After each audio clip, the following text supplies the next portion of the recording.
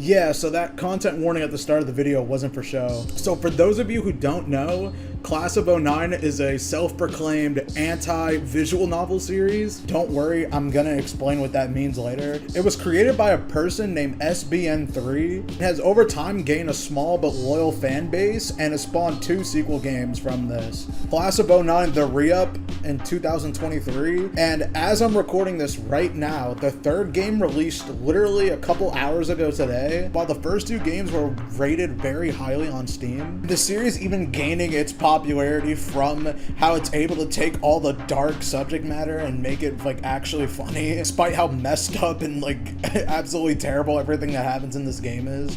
The 3rd game, however, oh no, I don't know what happened. I think this is probably one of the biggest fumbles I've seen in a while. So much so that it made me change how I was gonna do this video. I was originally just gonna do all the games in one after playing the 3rd game, obviously, that just came out. But instead, I think it's better to do this in a sort of case-by-case situation, considering how mixed the actual reviews of the 3rd game is. So I'm gonna do probably 3 videos for each of the game. But anyway, let's get into it. At the start of the game, we're introduced to our protagonist, Nicole, whose backstory is really long and complicated, so who better to explain it than her herself? Make no mistake, I'm a sociopath. God, that sounded evil. Let's rewind a little. I grew up all over coastal America. House after restraining order, everything just kind of blends in. If the divorce rate is 50-50, my mom landed on tails like 8 times. So by the time I was 14, right? I moved from 7 different houses and attended 6 different school districts. After a while, you don't see a point in making friends. The vitamin C graduation song? Yeah, I can't relate. But then one year, all of that almost changed. For the first time ever, I found myself in a school for 2 consecutive years, going on 3. And then I started turning pretty a month into high school, so the guys hitting on you social leverage was really awesome. The popular girls would talk to me all the time. And they were just stupid. Like they'd always been pretty. Never left out. Never alone. And when I think about it, all the thinking I've ever done was when I was alone. I was nice about it and thought I'd always be nice about it. Finally in one place to build a steady reputation. And then life said, fuck that. My piece of shit gamer brother got us evicted for pirating breakbeat mixtapes. It's like not even good music. Anyway, so mom was crying, packing up the moving boxes. And that's when she told me, we're moving out of state. And I just got settled. I said, fuck you, I'm living with dad. He's just a neighborhood down. I put the boxes down, go over, knock on the door, and boom! A gunshot! My second Christmas killed himself! I walked in. Floor looked like a whole-ass video game, just blood everywhere. And get this, his suicide note was stuck to the fridge with a Cookie Monster magnet. All he wrote on it, Nicole's fault. I'm Nicole, by the way, hi. What the fuck did I do to him? Maybe I missed the office softball game? Men are so into this revenge suicide thing. But whatever, it doesn't matter. Nothing matters. I'm moving. Again. City, county, state, all the same fate. But I've always said that while leaving. This time, it's on arrival. Yeah, so remember when I mentioned that this game is actually a rejection simulator? Yeah, this is what I meant. Instead of playing as, you know, the typical anime high schooler who's here to pick up girls or guys, you know, get into random wacky hijinks at high school. No, in this game, you play as an emotionally manipulative, sociopathic, drug addict, abusive teenager whose personal vendetta against the world is just to spread her misery and trauma across everybody she meets. Doing this all before she either gets kicked out, killed, drops out, expelled before graduation. Just so happens to also be attending the literal worst high school known to man. Like, high school is an experience, right? And it's different for everyone. I sure to hell hope your high school didn't have anything in this high school, bruh. Let's see, we got drug dealers. They only kind of get you fucked up, but it's good. White supremacist. Sorry. Allow me to rephrase the question. Do you love the white American culture? Are you a proud white woman?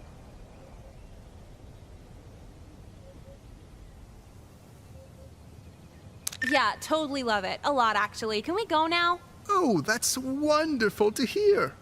I trust your heritage is important to you as well. If I knew what it was, then absolutely. White? So, I guess it fits. Mr. White's a white supremacist. White nationalist.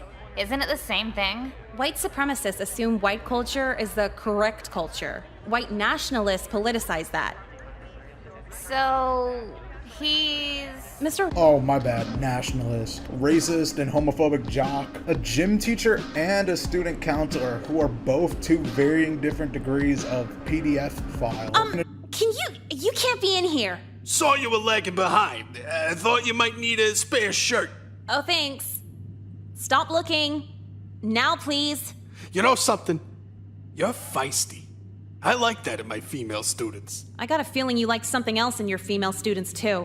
And also, if you could stop writing death to pedophiles on all the whiteboards, that would be great. Promoting violence is so vulgar. But don't pedophiles deserve to die? Nicole, no one deserves to die. Wow, that's really peaceful of you. I used to be as brash as you at a young age, but then I found a release so satisfying it drained every drop of anger I had. Was it pedophilia? Oh, how dare you!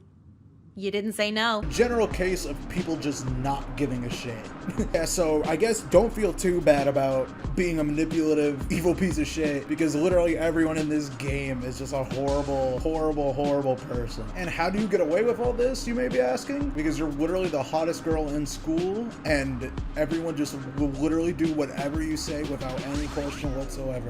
Much to the point that people will literally jump off of buildings for you. Yeah, there are no good guys in this game. Like, nobody here is good. Even the more, like, normal people in this game are all fucked. This game does have a lot of different things from other visual novels that really set it apart. Well, besides just, you know, everything I literally just said. This game isn't really that much of a visual novel and more of an interactive movie, considering the game is played automatically for you. There is text that you can read, but everything is fully voice acted, which really helps set this game apart and also makes these terrible situations way funnier, and it really just makes it funnier thanks to the voice cast too. Going on in here?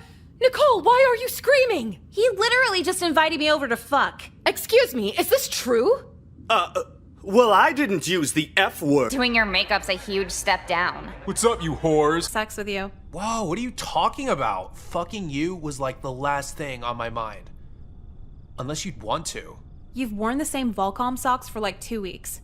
But whatever, now my mom's addicted to heroin again. How was your spring break? I'm sorry I'm a disappointment, Mom. I'd want a daughter who gets A's on math tests instead of D's to the face.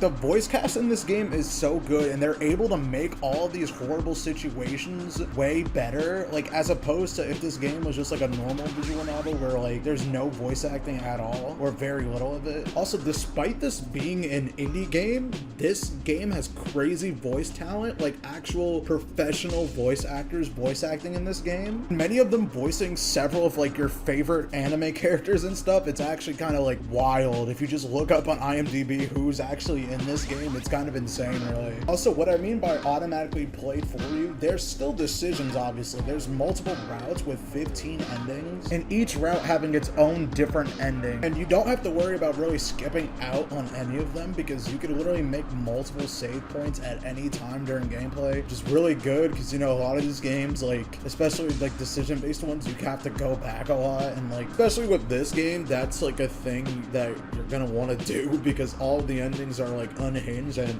that's probably the whole point why you're even playing the game in the first place, right? Before we talk about that though, we're gonna talk about every character, or at least most of like the major characters you come across in this game. First character we're gonna talk about is literally the first character you will meet in this game. His name is Crispin, which first of all, I don't know if that's a real name, but what the fuck, I've never heard of that name in my entire life. But yeah, he's basically your stereotypical like chill dude. And by chill dude, I mean he thinks that that's literally a personality trait. He's such a fucking dumb airhead, and he only talks to girls just to try to sleep with them. But like I don't know how to describe his character without just showing him. Like he's literally, and he just talks about nothing and tries to, how he says it, chat it up, which is ultimately him trying to pretend to be like way deep and like in the know about everything, but it literally doesn't work. Either people just humor him and make fun of him and he just won't leave. Like he doesn't get social cues. If you just tell him to fuck off, he won't he won't fuck off. He'll just stay here and just contribute absolutely nothing. Low key, I think he's one of my favorite characters just for the simple fact that like he's really funny without trying to be, because he's just like so dumb. So he's one of the few like not outwardly malicious characters. Like I mean obviously, you know, his goal is not really, I guess, the best, but like he doesn't do anything really that wrong besides like send a picture of his like a micro dick to Nicole. But that's like you gotta take what you can get. You gotta understand with this game, like that's he gets what he deserves from that, because that's literally one of the routes where you just send that pic to everyone you know and it gets bullied. Next character we have is Jekka. She's the best friend character of the game. She's best friends with Nicole, mainly because they're both a bunch of fucking bitches that just like are equally as fucked up as each other. She's usually Nicole's partner in crime, either going along with like all of her crazy schemes and shit, or like literally just being like indifferent to it as like a whole. While she is more of like an outwardly nicer looking, more like approachable person in general, wearing like nicer clothes and stuff, only really because like her mom works for like department store and that's how she gets all these nice clothes and stuff. She is just, as I said before, as messed up as Nicole, although she has more of a conscience than Nicole. Like she actually like feels bad and like kind of tells her that she's going too far sometimes. Although funnily enough, she's also very easily manipulated herself. Like literally right before the white nationalist route, she's like, oh yeah, we gotta stop this teacher, right? He's very racist. But literally after the teacher just compliments her and like literally tries to like force his viewpoint on her, she just changes immediately. Dreamist, how is he not out there? See, we said that, but like, he asked me why it's okay to do Black Pride and Mexican Pride, but not White Pride, and I really didn't have an answer for him. So you just kind of backed off then? Well, not exactly. I kept asking more and more about it, and we actually agreed on a lot. He wants me to do a shoot with him this weekend for the White Pride Party's blog. And what'd you tell him? I said absolutely. Nothing wrong with being proud of your heritage. Why not? Plus $50 for the day. Did he mention an ethno-state for white people? He might have briefly gone into it. Mr. White kept telling me how pretty my skin was. I wasn't paying attention. What's an ethno-state anyway? Going from super anti-racist to literally like Satan in the next like few minutes. Also, she's a fan of the band Mindless Self-Indulgence, which major red flag. But yeah, she's also pretty much a fan favorite character, like being like the foil to Nicole in a lot of ways, and like actually like, you know, being the nicer of the two of them probably helps a lot. And also it's a really funny pair the two actually make. They really bounce off each other well. Also, she's the protagonist of the third game. Enough said. Next we've got Kyler, who's your stereotypical asshole jock, except not really. This dude is a fucking problem, and he's like literally a danger to everyone around him. This dude is basically every ist and ism in the book. He's racist, sexist, misogynistic. Like he just says the most like wild shit ever, and he just doesn't give a fuck at all about anyone else. Like, he literally, this dude has no filter at all. He just says whatever he wants to say and does whatever he wants to do. I think the worst part about all of this, honestly, is that like you don't like him as a character. You're supposed to fucking hate him, and like nobody actually likes him as a character. But he has some of the funniest lines, like when he randomly just says shit, or like he makes you laugh in like a really uncomfortable sort of way, like a did he just say that sort of way. And he has some of the funniest lines because of it. Also, his voice is so, like, fucking funny, and he's really stupid. And not like a Crispin type of stupid, no, like, he is, like, actually, like, dumb. He literally is the guy that got manipulated by Nicole into jumping off of a building because he really wanted to sleep with her. Final actual student character I'm going to be talking about is Jeffrey. Jeffrey is your stereotypical white, skinny, like, anime fucking loser. He is basically the worst of every anime kid you've ever met in your life as one person. Like, he's a just fucking overall weirdo, and he's like a really perverted, and is like down bad for any female interaction whatsoever. This guy literally just talks like a cartoon character, and like, he's just like, ew. He's usually like the butt of the joke, and everyone collectively gathers just to shit on him and bully him. Like, sometimes you try to like feel bad for him, but at the same time, he mostly does it to himself. Like, he could just act normal, but he really doesn't. He just likes to share his weird little hobbies and like tries to be overly friendly with everyone, even though they clearly don't want to talk to him. Just to show an example of how starved this man is for any female interaction, one of the routes involves Nicole pretending to be just as perverted as him to sit down with him at lunch, which gets him to expose all of his weird fucking fetishes. So you like him how much taller than you exactly? At least like 12 feet taller, preferably 50. I want to be picked up with only 2 of her fingers. And what do you call that again? It's a giantess fetish. A woman so tall she can't even see those minute details about me, like how I can't tie my shoes. Yeah, I wouldn't want anyone to see that either. This is cool, what else? Really? Well, I like it when cute girls walk all over me. Huh. You know, most people hate when they're taken advantage of. No, I mean, literally walk all over me. Love to be stepped on by a cute pair of feet. Well, hey. Leading to Nicole doing the only Hey there, rational thing. Jeffrey. Literally Things tell better everyone. with your dad yet? Oh, hello, Jekka. Unfortunately, no. He used my toothbrush to clean out his new assault rifle he bought from China. Wow, messed up much?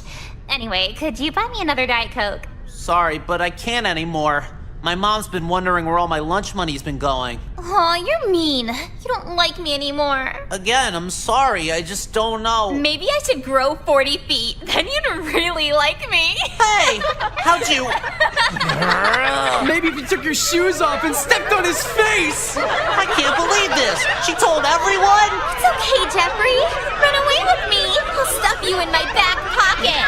Ugh, just shut up! He's feisty today. Meow. Oh my god, I almost forgot about that. You have any catnip for us? Yeah, pet us. Make us purr. I can't believe this! Which then leads to, we'll get back to that one later. As also mentioned before, not even the adults in this game are trustworthy or reliable or should even be in a school, period. First, we got Mr. White, who, if you couldn't tell by his name, is the catalyst for most of the white nationalist routes in this game. He's also the photography teacher of the school. He also tricks all the white pretty girls in the school to be part of his weird propaganda for the racial purification of America and all this other crazy fucking bullshit. Then we have the guidance counselor, who is one of the pre-mentioned PDF files and is a PDF defender who openly encourages the girls of the school to talk about sex in a really explicit manner. And then we got the coach, who is also another PDF, and he's really violent and has dated most of the girls in this school. Those are pretty much the most standout characters in the game, but obviously I didn't go into every single character because there's a lot of characters that like appear in this game, but they don't have any actual like that much relevance to them until the next game. So I'm probably gonna just save it for that. All right, so before we wrap this up, I'm just gonna talk about the endings. I'm not gonna go into much detail because I do genuinely think if you're interested in any of this shit, sounds like interesting to you, or if you want to play these games, you should get it. They're very like cheap on Steam. So having a guy tell you his opinion or just like watching a YouTuber play it, like you won't get as much out of it. At least that's how I am with these sort of games. Like I kind of have to play it myself to really get like the full experience of that. Yeah, spoiler warning right now. There's an ending where you get expelled statewide, and since your mom refuses to move again, you're stuck working at a Burger King forever. The ending I mentioned briefly before where Jeffrey snaps and kills everyone. There's the ending where you expose the white pride party at your school, and you end up having the Nation of Islam commit full-scale arson on your school. And then there's also the ending where you lie about getting harassed by faculty in court. You end up getting kicked out on the street by your mom. So not to mention the various endings where you just die in some horrible fashion. Those are just some of the endings. Like I said, there's 15 of them in total, and if you want to see the rest, you know, either look it up on YouTube, but I highly suggest you just buy these games on Steam. Like I said, they're really cheap. They even have a bundle with the first and second game just included. If you're brave, play the third game. But yeah, that's gonna be it, I guess, for this video. This is very different than what I usually do on this channel, and what a game to start with something like completely different, completely out of the ordinary for me. But yeah, I recommend this game if you have like a really dark sense of humor and you like types of games like this, or like stuff like South Park. Definitely check this out. It's a pretty good game series. And yeah, that's it. We are officially back for the second game. You could consider this part 2 of this little series I guess we got going on here. So yeah, go watch the first one, obviously, if you haven't already. But if you haven't watched the first one and you want to know what's going on, here's Nicole explaining it. It's funny when a girl tells her story, only to be told back that it's unrealistic. Almost as if they're afraid to believe it's real.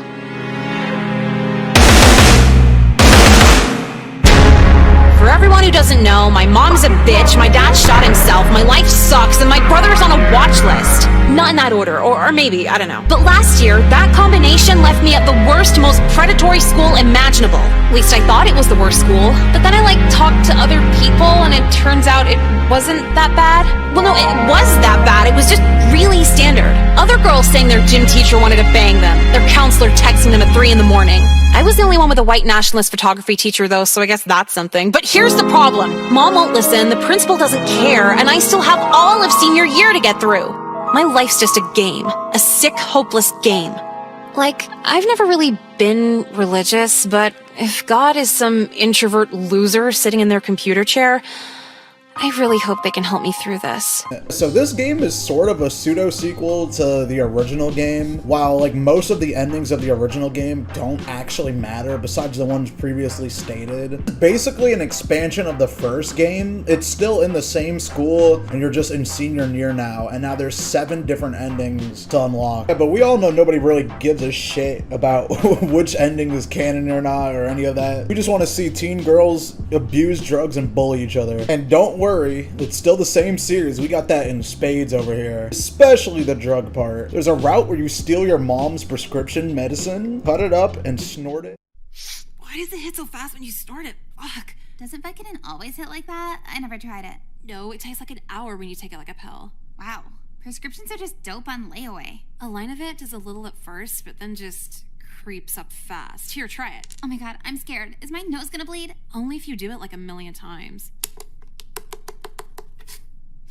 What the fuck? How does your mom function like this? She doesn't. What if she needs these later? It's easy to get more. She can make an appointment and pay like $2 for a whole bottle.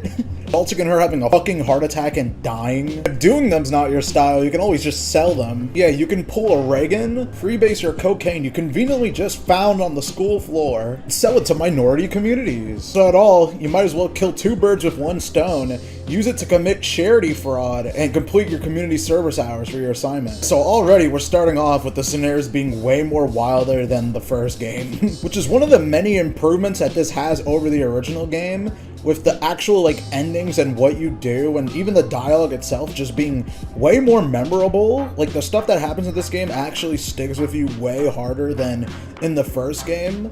And I think this having less endings actually makes it better because it's easier to remember. And a lot of the endings in the first game just aren't really that like good. Like they're okay, but these are definitely better. Also, the dialogue way more improved than the first game. It's also way just funnier, period. I feel like I see you two every week now. Swear to God, it wasn't even our fault. What she said, except for the swear to God part. I like to think God isn't keeping tabs on 17-year-old girls. Oh, so in your spiritual worldview, God only keeps tabs on fully matured women? Yeah, Miss Lynn, back that divine ass up. Enough! I hate talking. Talking's for gay people. What a theory. Hey, can I sit with you? Why? The kids at the other table keep throwing ketchup packets at me. You're not covered in ketchup, though. They don't know you have to open them first. Damn, we need a remedial bullying class, too. So, how do you like remedial English? I guess it's whatever. My mom was really pissed, though. Yeah? What about your dad? My dad killed himself. Wow, dramatic much? Oh, no, he killed himself last year. Who said we're buying anything? Just steal the shit. What? No, nothing. Just saw you reading and was like, wow, she looks real smart like that. Is this like a usual thing for you? Reading in public? Sure. Yeah. So what you reading there? Mein Kampf. Oh, yeah, I've heard of that. It's supposed to be really interesting, right? Uh-huh. What do you think about it, like, specifically? I think it has, like, really good themes and a story. Big fan of the message in Mein Kampf. Yeah, you could say that. What's your favorite part? What's yours? Oh, like the middle. I was in the after-school gaming club playing Jak and Daxter on the PS2, and, What is set up for this? yeah, so I'm playing it, and no one else was around, and I just kind of felt like, feeling around down there. Yeah? Well, one thing led to another, and before I knew it, I was out in the open touching with one hand, while the other was still playing Jak and Daxter. You jacked off to Jak and Daxter? What? No, I didn't do it to Jak and Daxter. I did it while playing Jak and Daxter. And you finished and everything? Don't ask that. Probably, if I had to assume, maybe the voice actors are just more comfortable actually playing these characters and saying all this fucked up, horrible shit. Also, the game just has a lot more characters, meaning like they took characters who had really minor roles or were just straight up background characters and gave them way more personality, and two of them even having like their own routes dedicated to them. In addition to this game also having a bunch of mini routes, as I call them, basically being like routes within routes that don't actually lead to any ending but just continue the story further, which then leads to the actual routes with endings in it. But yeah, overall, if I just had to say, if you had to play one of these games, like actually just play it for yourself, definitely play this game. This game is just way better than the first one. Although if you're like me and you're kind of a completionist when it comes to this sort of thing, I don't like playing the sequels before I play the first game. I don't know, for the most part, unless it doesn't really matter in some games, or it's just like like the sequel's just way better. The game already tells you it's a standalone story in a way, so you could theoretically just play this. But I'd still say play both, but this one is definitely better, is all I'm trying to say. Even though there's less endings overall, I'm not gonna talk about all of them in this video, because again, if you want to experience this for yourself, go ahead. However, I will be pretty much fully going into the two endings I mentioned earlier, with two of the background characters actually being like real characters this time, as well as these just being my favorite routes in general. So let's get into that. The first route we're going to be looking at is the Ari route. Ari is one of the aforementioned characters that was in the original game, but was pretty much just relegated to a background character and nothing else. Also, her sprite changed like a lot. It looks way better. I don't know what was going on with the original one. She's overall one of the nicest characters, probably the nicest character in the entire series. She doesn't really cause problems with everyone, and she's like shy and timid. She's a type that doesn't really cause problems, but problems always seem to happen to her. Also, she cannot stand up for herself for the life of her. Like that pretty much leads into her route. Actually, route starts by you as Nicole bumping into her during lunch randomly. Nicole basically gets annoyed at her for mumbling to herself about an assignment that hasn't been done yet, and she's looking for an excuse to get out of doing it. Nicole just tells her to make up her like having depression as an excuse. What game? I was just sitting here talking. Shut the fuck up. What is it? Okay, well, I'm supposed to be in physics right now, but there's this project due and I have literally nothing. Yeah, so... Wait, this doesn't make sense. What doesn't? If you cared about the class this much, wouldn't you have done at least some of it? It's not the grade. The teacher's just gonna yell at me in front of everybody. They do it because they care. Not because they're paid shitty and weren't smart enough to work at a university. You think their salary determines how smart they are? Isn't it just a number on paper? They think our grades determine how smart we are. Let's see how the fuck they like it. Okay, but that doesn't solve my problem. I've been here for the last 10 minutes and I can't think of any good excuse. Is it like a 2-day project or a 3-week project? Closer to 3 weeks. Huh, what's a problem that lasts more than 3 weeks? Could you pass for pregnant? I hope not. What works for me usually is saying I have depression, but you can't use that. Why not? Because I use that. If too many kids start saying it, it won't work anymore. He's for getting out of doing the assignment. Later, after Nicole is like insulting the teacher in class, teacher brings up that she hasn't done her community service hours yet. Cole then takes her own advice and fakes her having depression and uses her amazing acting skills to totally fool the teacher into thinking that she has depression. About that. See, I've sort of been going through a lot right now. Of course. Let's hear it. Let's hear another marvelous excuse from Nicole.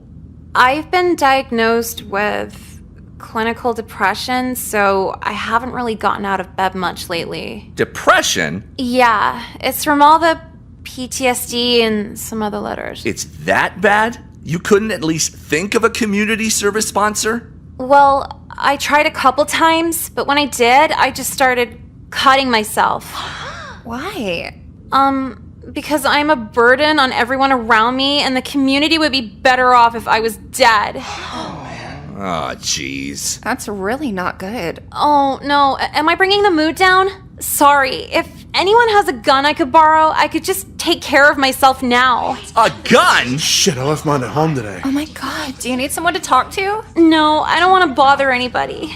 Unless it's for a gun I can use to blow my worthless fucking brains out. This eventually backfires because she's sent to the counselor's office and is now forced to do a group therapy session with Ari now because they both use the same excuse. After Nicole calls out PDF teachers fucking bullshit, Ari actually reveals to Nicole that she is kind of depressed about something for real. Yeah. Excuse to steal? No, well, no, it's just... What if I wasn't making it up? Making what up? At first, I went to class thinking I'd lie about the depression, but after talking to the counselor, I'm starting to realize there's something I actually am depressed about. Okay, cool. Talk to him about it. I can't. All right, fine. Fuck off then. Bye. Wait! What is it? It's something about me. Something I really can't let him know or he'll tell my parents. What, are you gay? What? How did you know? I've never told anyone that. Dude, look at your hair dye. You're either gay or colorblind. Yeah, so she decides to come out to you, which that literally is probably, you picked the worst person to do this, girl, but alright, I guess. Nicole surprisingly, or I guess unsurprisingly, doesn't give a shit. Cousin in West Virginia's gay. He says it's horrible. It's West Virginia. What the fuck isn't horrible there? So around here, you really think no one will care if I'm gay? Maybe like a weirdo or two, but everybody's gonna be like, look at that asshole. We're in a white-ass high school 10 minutes from the Capitol. This is such a non-issue now. But gay marriage isn't legal here. Were you looking to get married? I don't know if I'd ever want to get married. So why do you care? And by the time you do, it'll probably be legal anyway. I'm not that optimistic when it comes to our government. Ari, you're white. You could be triple gay and the government's still gonna worry about you. You really think so? Oh, hey, Nicole, you still hanging around out here? Did I tell you that's a cool shirt, by the way? Look, hey, Crispin, you want to hear something about Ari? Oh my god, don't! Ari's gay. She's gay? Yeah, like lesbian gay. Oh, that's cool. Is there like another part to the story, or? Go down to the cafeteria, you'll find it there. Oh, it's like a mystery. That's pretty cool. You're so creative inside. Then in the next session, she reveals that she actually has feelings for Nicole herself, where the two options appear. You can either just reject her straight up or go along with it. And of course, Nicole being Nicole, she goes along with it. Yeah, this is a trait of Nicole that we already knew about, but gets amplified like way more in this game, and unfortunately reaches its apex in the third game, of her just loving to have control over someone else. So basically, yeah, she goes along with this, and basically she's in this toxic relationship with Ari and basically makes it so that she just literally basically a pet. Just uses her to tell her to do stuff. For the longest pizza line and get me 4 slices? Yeah, sure, anything. Okay. Why aren't you going? You won't kiss me on the cheek first? Oh my god. Okay, I'll be right back. Ugh, disgusting. What, are you straight again? No, I have dollar store foundation on my lips now. Ugh, this could double as baby formula in Pakistan. She's your girlfriend.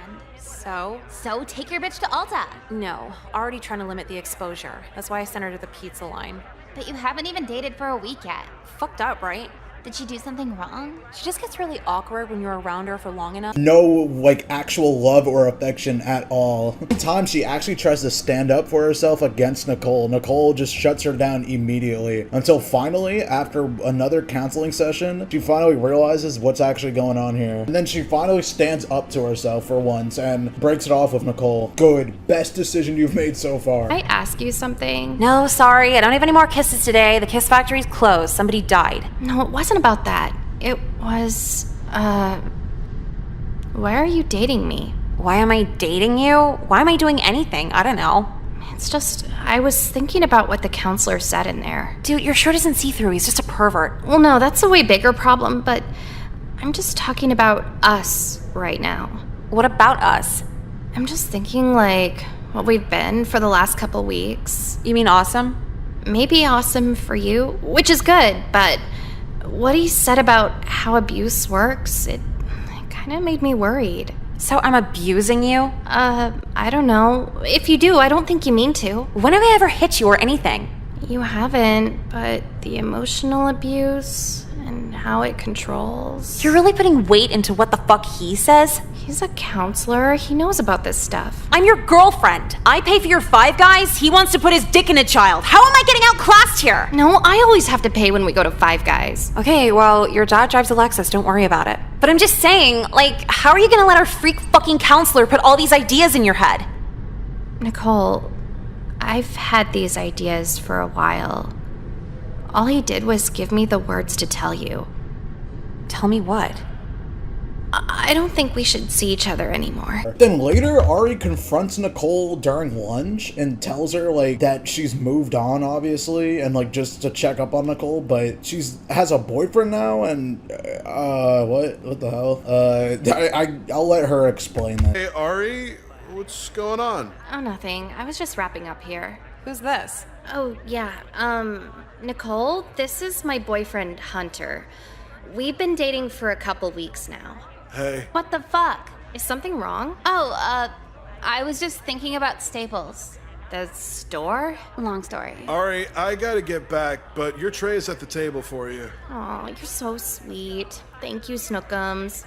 Who the fuck says Snookums? What was that? Oh, sorry. What I said was, I thought you were gay. Okay, I knew we'd have to talk about this eventually. Are you bisexual now? Honestly, no. What the fuck? Are you thinking about Staples again? No, like what the fuck is going on? Yeah, how can you have a boyfriend if you're not bisexual? The truth is, I still love everything about girls. I love how they talk, how they laugh, how they use moisturizer, how they do makeup. I love how girls do their hair, how they smell nice, how they don't wear the same thing every day. And I really love how they hold your hand and how it feels when they kiss you back. Dating you helped me find the words for that, Nicole. Then you're dating a guy because... Because, like, even though I feel that way, I have to be honest with myself. Girls are kind of high maintenance. Girls play mind games I can't figure out. And so the month we had together made me realize something else. Realize what? I realized that guys turn me off, but girls make me want to fucking kill myself. You bullied a gay girl into being straight. She's not straight now. She's just gonna be miserable for the rest of her life. Big difference. Are you seriously not getting how bad this is? How bad what is? You bullying a gay girl into being straight? I didn't bully her. I was just abusive while dating her. What's the difference? One's homophobic, the other's just regular bad. So you get how bad this is then? Bitch, you watch Smallville. Do you get how bad that is? That's not gonna work this time, Nicole. What the fuck is this? Why do you even care? Whatever. Whatever what? Are we not friends anymore? Well, I wouldn't want you as an enemy. Holy shit. No, explain to me how this is any more awful than anything I usually do. 'Cause usually you do it to men. I'm like, was that overboard? And you always say, he'll end up a rapist or pedophile anyway. But she's a teenage girl, Nicole. She is a gay, codependent teenage girl, as if it wasn't hard enough. What's your excuse this time?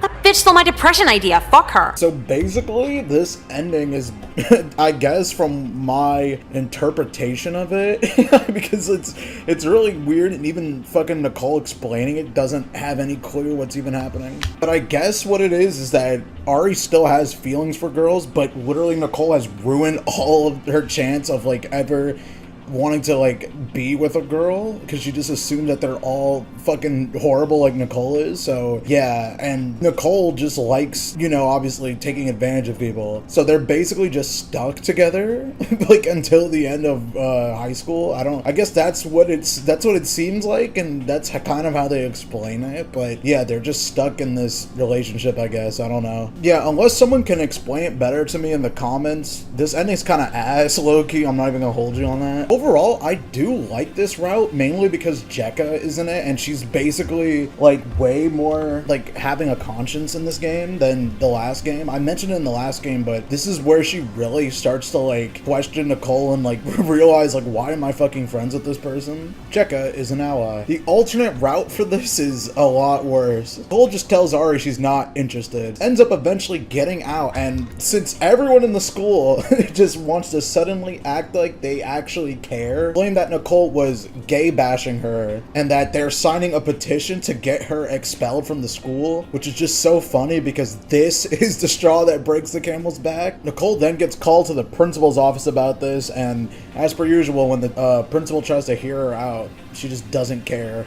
But I mean, to be fair, it is Nicole, and the amount of time she gets called here, I wouldn't believe shit she says either. Basically, the principal explains that the only way to be forgiven is if, like, Nicole writes an apology letter to Ari. Obviously, Nicole being Nicole is definitely not going to do that, so all hope is pretty much lost. But there's only one group of people that will actually side with Nicole. Of course, this fucking school has a straight club. Whatever that means. Members of said club are exactly who you think they are. And the sponsor of this club is, oh god, no, not him, please. And after learning what happened to Nicole, the club decides to burn down Ari's house. Obviously, not a good thing. So Nicole and she gets Jekka. I'm watching Drake and Josh. This better be really fucking good. It's actually really bad. Oh. We'll see you later. Dude, wait! What? I was invited to the straight club, and they're on their way to burn Ari's house down right now! We have to stop it!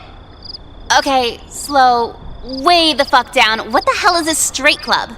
Try and warn and convince Ari that they're not just fucking with her and that these people are actually going to burn down her goddamn house. And because Ari actually finally understands what's going on, you know, Nicole being Nicole and all, she's really hesitant, but she'll do it under one circumstance.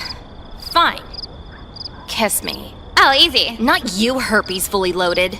I mean, Nicole has to kiss me. Why me? I thought you were mad at her. Oh, I am. I hate her. Nicole, you're a cold, corrupt, selfish, psychopathic bitch. Literally the most sadist fucking whore. I wouldn't be surprised if you like killing animals. Haven't tried. You don't even get mad at the assumption of that. You're severely twisted, evil, manipulative, and in general just a heartless bitch. Doesn't mean I don't want you every waking moment of my sad fucking life. Excuse me? You show every sign of an abuser, and I don't give a shit. You're the kind of girl who'd choke me goodnight. The kind of girl who'd walk in on me cutting and take the razor blade and do it for me. I don't want a girlfriend to marry. I want a girlfriend who helps me plan my own suicide. You're that girl, Nicole, and I need you bad. Bitch, you need therapy. Okay, but she confessed her love for you. Are you gonna kiss her?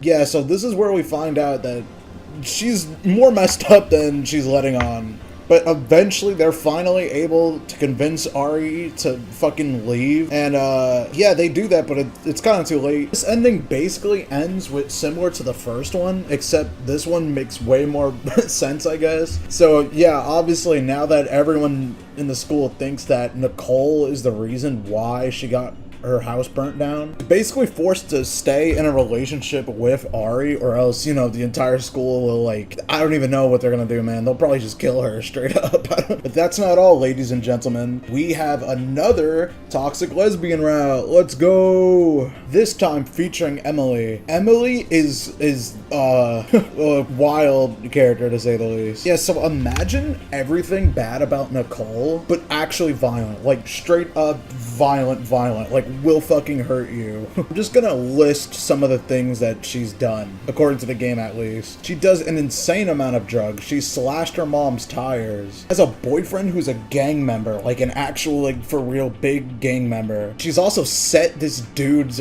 car on fire, by the way. Also, she choked out Kelly in gym class. Yeah, no, this bitch is actually crazy. The whole reason and how you even meet her in the first place is because Nicole gets written up, basically, and sent to the principal's office after having one of her fucking usual outbursts. Also, turns out that Nicole is on her final warning. The principal tells her about remedial classes, which Nicole wants to be in because they're just way easier and the teachers will just leave you alone. For me.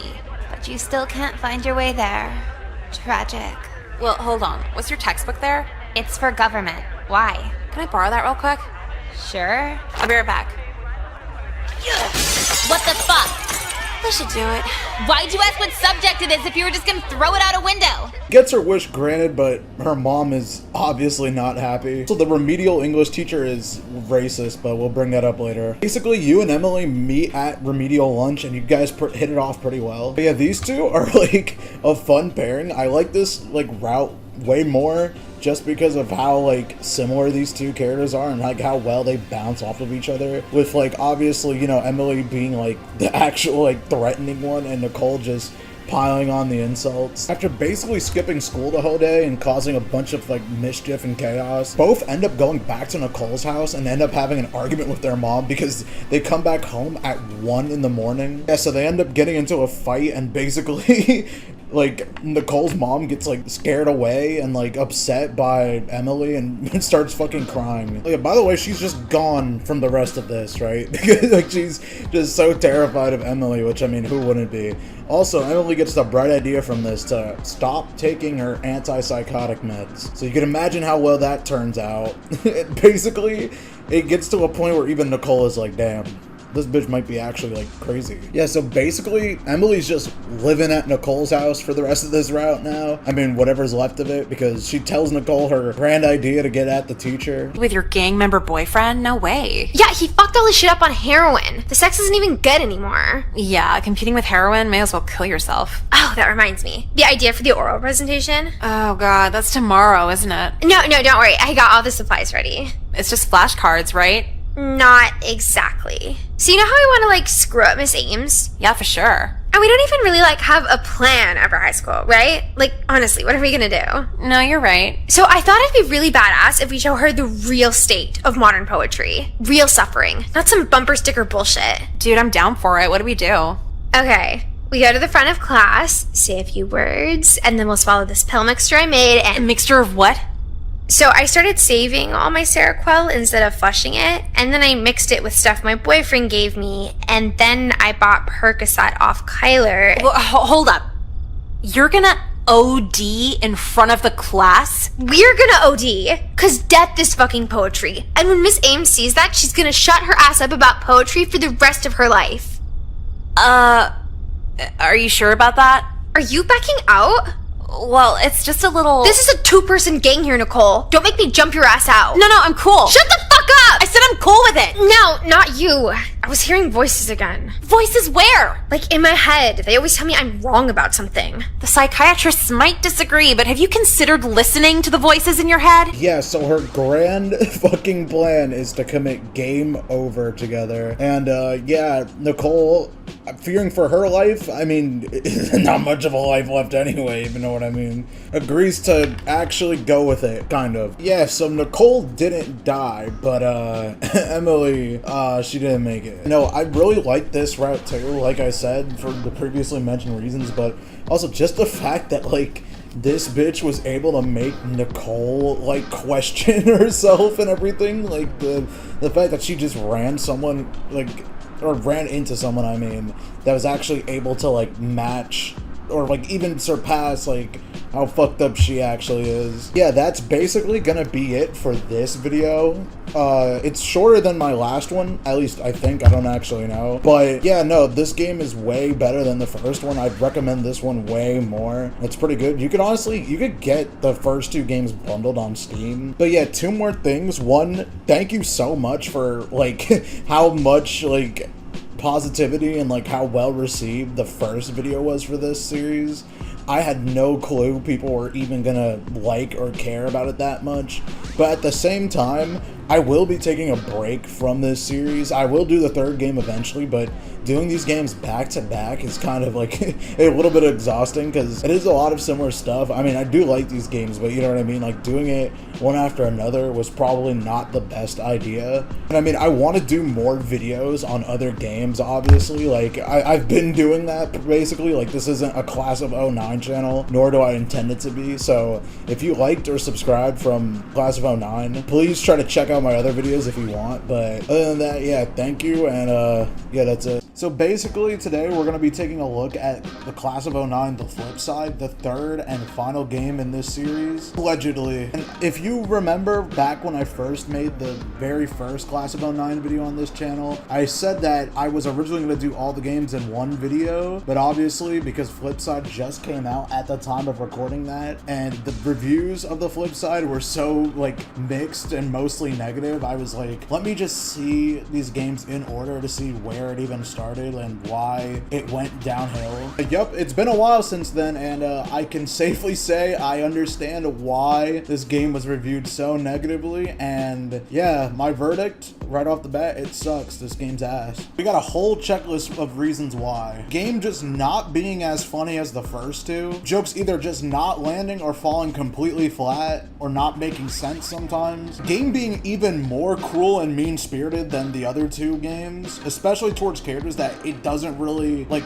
warrant them getting this behavior, including the main character being Jekka this time as opposed to the two other games where Nicole was the main character, along with poor characterization of some of the characters, and also having the main and most infamous route and part of this game being a large chunk of it actually being disgusting and gross, at least to me personally. Basically just being the creator's fetish. And last but not least, the final reward for beating the game is the creator's personal hit piece on why he doesn't like his own fans. Yup, this is the flip side. Like I said before, this game revolves around Jekka being the protagonist, you know, being the flip side of the situation. Game is advertised as being sort of like an actual sequel as opposed to the re-up just being like more of the same. This game is actually supposedly a sequel. If you go to the Steam page, you already see one of the main problems with this game. The game advertises that there's 5 more endings to this game. You're probably wondering, why is that bad? What do you mean? There's 5 more endings? Okay, that's cool. 5 more in addition what we got in the re-up, right? In the re-up we got 7. No, in this I think they meant to just put 5. Yup, there's only 5 endings in this game. Yeah, I am expecting a little bit more from this game. I don't know how long these take to make, but considering that if you take the amount of time it took between the last game and this one, the last game came out 2023, this came out September 2024, and by the way, re-up, which is what I'm talking about, also came out June. To take all that time, right, that is damn near almost 2 years between the games. I mean, obviously if it's not, if you just listen to what I said, but basically if this game didn't come out this year, it would have been 2 years. All that time, you would think at least you would get a little bit more variety. And by the way, with these 5 endings, there's only 13 different options you could choose from when asked like what you want to do in a certain situation. So half the time you're just sitting there doing absolutely nothing. And yeah, no shit, it's a visual novel, but like, and I'm not expecting a fucking masterclass, fucking beautiful gameplay or anything. And a lot of these options are just pretty much the same thing will happen either way. So it's not even really 13 when you think about it. Re-up only has 2 more like options or endings, I guess I should say, from this, but there's way more dialogue to choose from. It felt like you actually had a say in the matter. This just gives you the illusion of choice. Like here's a chart of all the routes right now. The main reason I'm just harping on this one thing for this long is because the game is $15, which is the same price as the re-up, but like I said, re-up had way more content, and the fact that it's the same price for this is crazy. Yeah, basically the game starts with Jekka waking up and you either choose to do the home route or the school route. We're gonna do the school route because it's just, trust me, it's way better. Basically in this route, you get in trouble for not keeping up your grades in your AP class. Basically forced into dating your teacher, typical Class of 09, because that's the only way to keep your grade up, and if not, they're gonna tell your parents, and you don't want to deal with Jekka's dad, trust me. But at the same time, Nicole wants to go to a concert with you, and you promised to do it, so you either have to choose this mini ultimatum of keeping your grades up or going to this concert. For the sake of this route, you're gonna go to the concert. You go to the concert, get fucked up on drugs, come back home, and then Jekka's dad appears and fucking yells at her about her coming home mad late. So for her being clearly fucked up. Let's just get in bed. Where were you? Oh shit, who are you again? Your father? Fuck, I can't even, like, register facial features. What were you doing out all night? It's a concert. A concert? You think you can go to a concert after failing history? Wait, what? Your history teacher gave me a phone call saying you missed a benchmark exam that would save your grade for the year. No, he just wanted a date. I didn't go. You think you can keep this shit up in the real world? You know what they do to girls like you in the real world? What? Smack the shit out of you! No. Beat you into the whorish pulp you are! Why is there a spider in the corner of my eye? You're not even listening! That's it! From now on, your free time will be spent on a job instead of this mindless bullshit you get up to every night. The first route, we meet her dad, and he is horrible. I fucking hate this character so much. And you're supposed to hate him. He's just horrible, like physically and verbally abusive, and just all around like a horrible character. And it's like really uncomfortable the way he just yells at her, and it's so bad, dude. And obviously for this example, it's not really the best way of showing him being like a bad character, because he's clearly in the right in this moment, but what makes him scary is that he'll just snap at any moment, like literally over the most minor things in the later route. And basically he just yells at her to get a job or else she's gonna get kicked out of the house. Then Jekka goes upstairs and finds this guy. Fall asleep. I don't like this. What was that? This Benadryl's fucking my brain, missionary. Hey, how's it going? What are you doing here? Oh, I'm the Hat Man. You have any Benadryl? No, I took it all. Damn, every time I show up, too. Are you gonna kill me? I could if you want me to. No, that's okay. See, it's never the good answer. How would you kill me? Well, I'm made of shadows, so I'd have to go into your brain and get you to kill yourself. This is kind of false advertising. Could you not put me in the same category as McDonald's?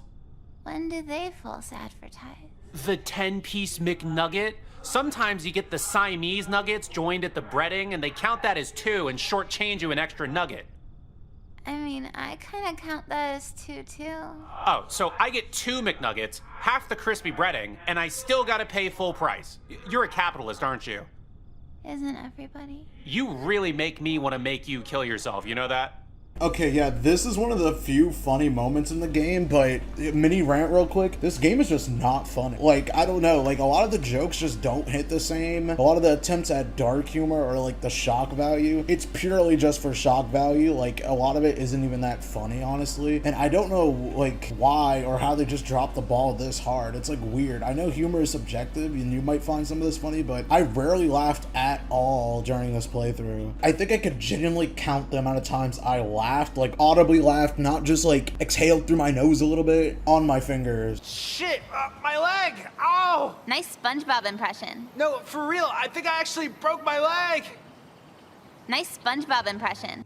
What I just showed was one of the funnier jokes, and it was literally just Jekka repeating the same reference twice. Yeah, you and Nicole the next day are at the mall, and Jekka's trying to find a job. She applies to Hot Topic, but she doesn't fit in with the aesthetic, so she just becomes goth. Literally just dyeing her hair and wearing black clothes, which is kind of funny. Gets hired, but obviously she hates her job, and she copes by drinking and going out to parties and stuff. And basically, she's forced to go home drunk, and she could either call a ride or just drunk drive back to the house. By the way, this option literally doesn't matter. Like, this is what I was talking about before. It's just the illusion of choice. This literally does not matter. You end up driving home anyway. Dad yells at you more anyway, but she's just glad that you have a job now. And the same thing basically just happens again. You hate your job, you go partying, this time with Nicole. But actually, before you do that, Crispin, being the fucking goat, is actually like genuinely concerned for you for once, but obviously they just play it off. The party gets busted. The police come, you have to leave. Guess what? Jekka has has to drive home drunk again, this time with Nicole in the car. And then you end up getting into a car crash, and then you kill Ari. By the way, Ari wasn't at the party or anything. She wasn't drunk. She was literally doing her job. It's established in a different route that she works for Domino's, and yeah, due to your actions, you end up getting her killed, and then you don't even really suffer that many consequences. This ending, you basically just end up getting probation, I think, or something like that. But yeah, you don't suffer any jail time or any real consequences. This ending just fucking blows, like literally, because it's basically just the same thing happening twice with different outcomes. It literally wastes your time by having one of the options you have to pick not even affecting what you do, and you end up killing a character through like that literally did nothing wrong. But yeah, by the way, I forgot to mention, in another route, like a different route that we're gonna be talking about later, yeah, they gay bait you with Ari. So yeah, very cool to those people, I guess. Also, just to clarify, I'm talking about the people who like the ship, by the way, not alternate of this route is a direct parallel to the people pleaser route of the first game. Basically, I'll give you the short version of that route in the original game.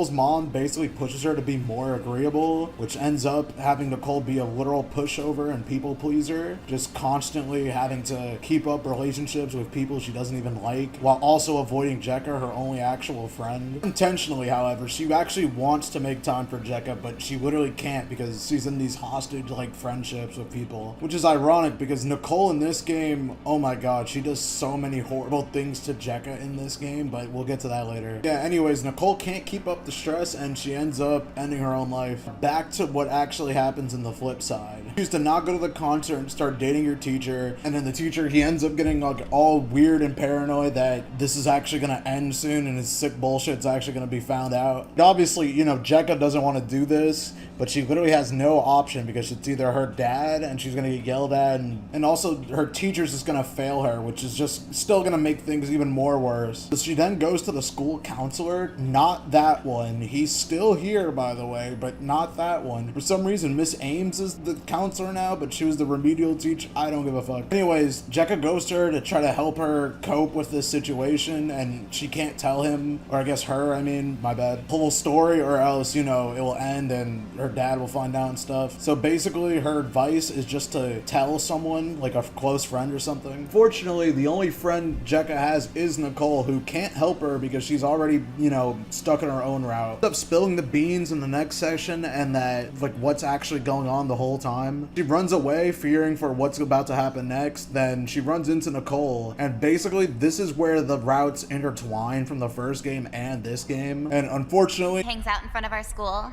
I would, but I've just lost the will to do anything. And fourth period's one of my sleeping classes. Come on, I can't go alone. We skip all the time together. What if he kidnaps me? What am I gonna do? Use my tiny arms to rip you from his grasp? This is bullshit. What? You blow all your time on these idiots you don't even like, and now you can't even hang when it's someone you do like? I know, but like, I'm too far in. It's gonna be a nightmare if I tell everyone to fuck off now. You have a choice to make.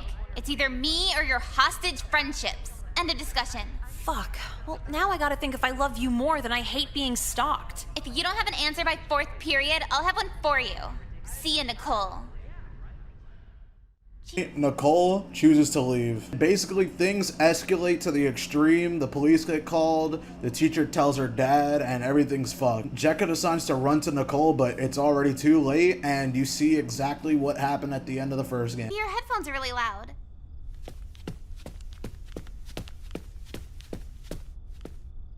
Why is it so quiet?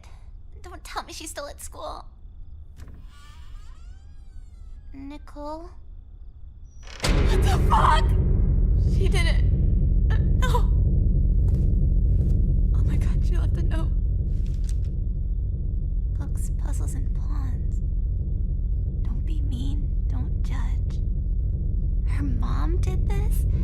That's why she was hanging out with those idiots. What do I do now?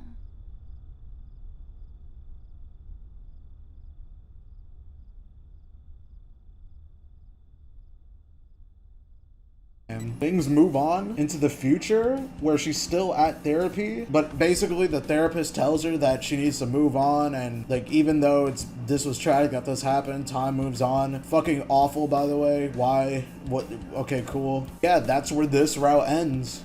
And this is actually probably my favorite route and the best route in the game, just in my opinion, because it's the only one that actually has the flip side of it, like the flip side of a situation. They probably thought of this one first. You could tell this one had the most thought actually put into it, and it's tragic and horrible, but it makes sense. Actually has like character development and writing and drama to it. Like, this is definitely the best route in this game. It's just a shame that the other routes couldn't be like this, and like I said, this is the only one that actually lives up to it being called the flip side. Okay, so now you're probably starting to see like the main issue with this game. This is Jekka's game, and she's literally getting shit on, and she will continue to be shit on for the entirety of this fucking game. I digress. Let's move on, and then I'll get more into that part later. This next ending, I am just warning you, it is pretty crazy even for this series, and also like absolutely fucking absurd. This shit does not feel like it was written by a human being.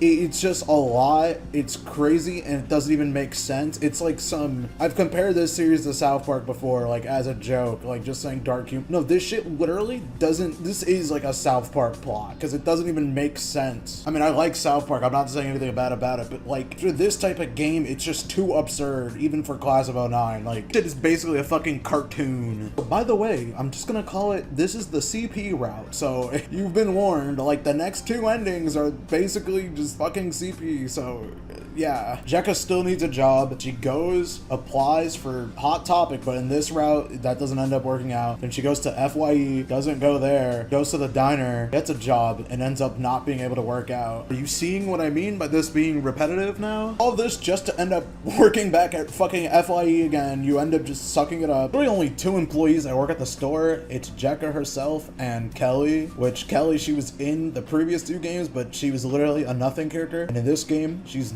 basically just a nothing character again. She's just like kind of like the dumb one of like the girls in the game. Anyways, every like creepy weirdo in the store keeps asking them for the fucking like weird special mild whatever the fuck they keep saying thing, basically meaning porn. It's just porn. That's what they're asking for. They're asking for porn. I have no fucking clue what they're talking about, but we fast forward and then it's payday. But basically they cannot get their money. The checks won't come in, the computers aren't working. Basically everything for them to get their money, it's just not working. They try calling people, that doesn't work. And they find the info to the other store, which they just find in like the back room or whatever. They go to the address and basically see what's up, if like their shit is down too or what's going on. Basically find out that this is the porn store. I guess every fucking weird pervert just doesn't know where the fuck they actually get their shit from, apparently. I don't know how. Because this one isn't even a normal FY, like, whatever. Oh yeah, and guess who works here? Just guess. I mentioned him earlier. Yup, he's back. Make the fucking, one of the fucking double tag team heavyweight champion of PDF files at the school is here. But yeah, the counselor's here. Also, he has a different voice, and it's like really weird and not as good as the last guy. Bro, fucking, he explains that porn is like the fucking thing that makes the world go around and like keeps society like held to some fucking weird dumb shit. It's not even that funny. I'm just like, what are you fucking talking about? Yeah, the whole joke is just porn. That's it. Porn funny. Porn funny. Okay, let me stop. I'm losing it. Anyway, all this just to say that, yeah, his shit is down too.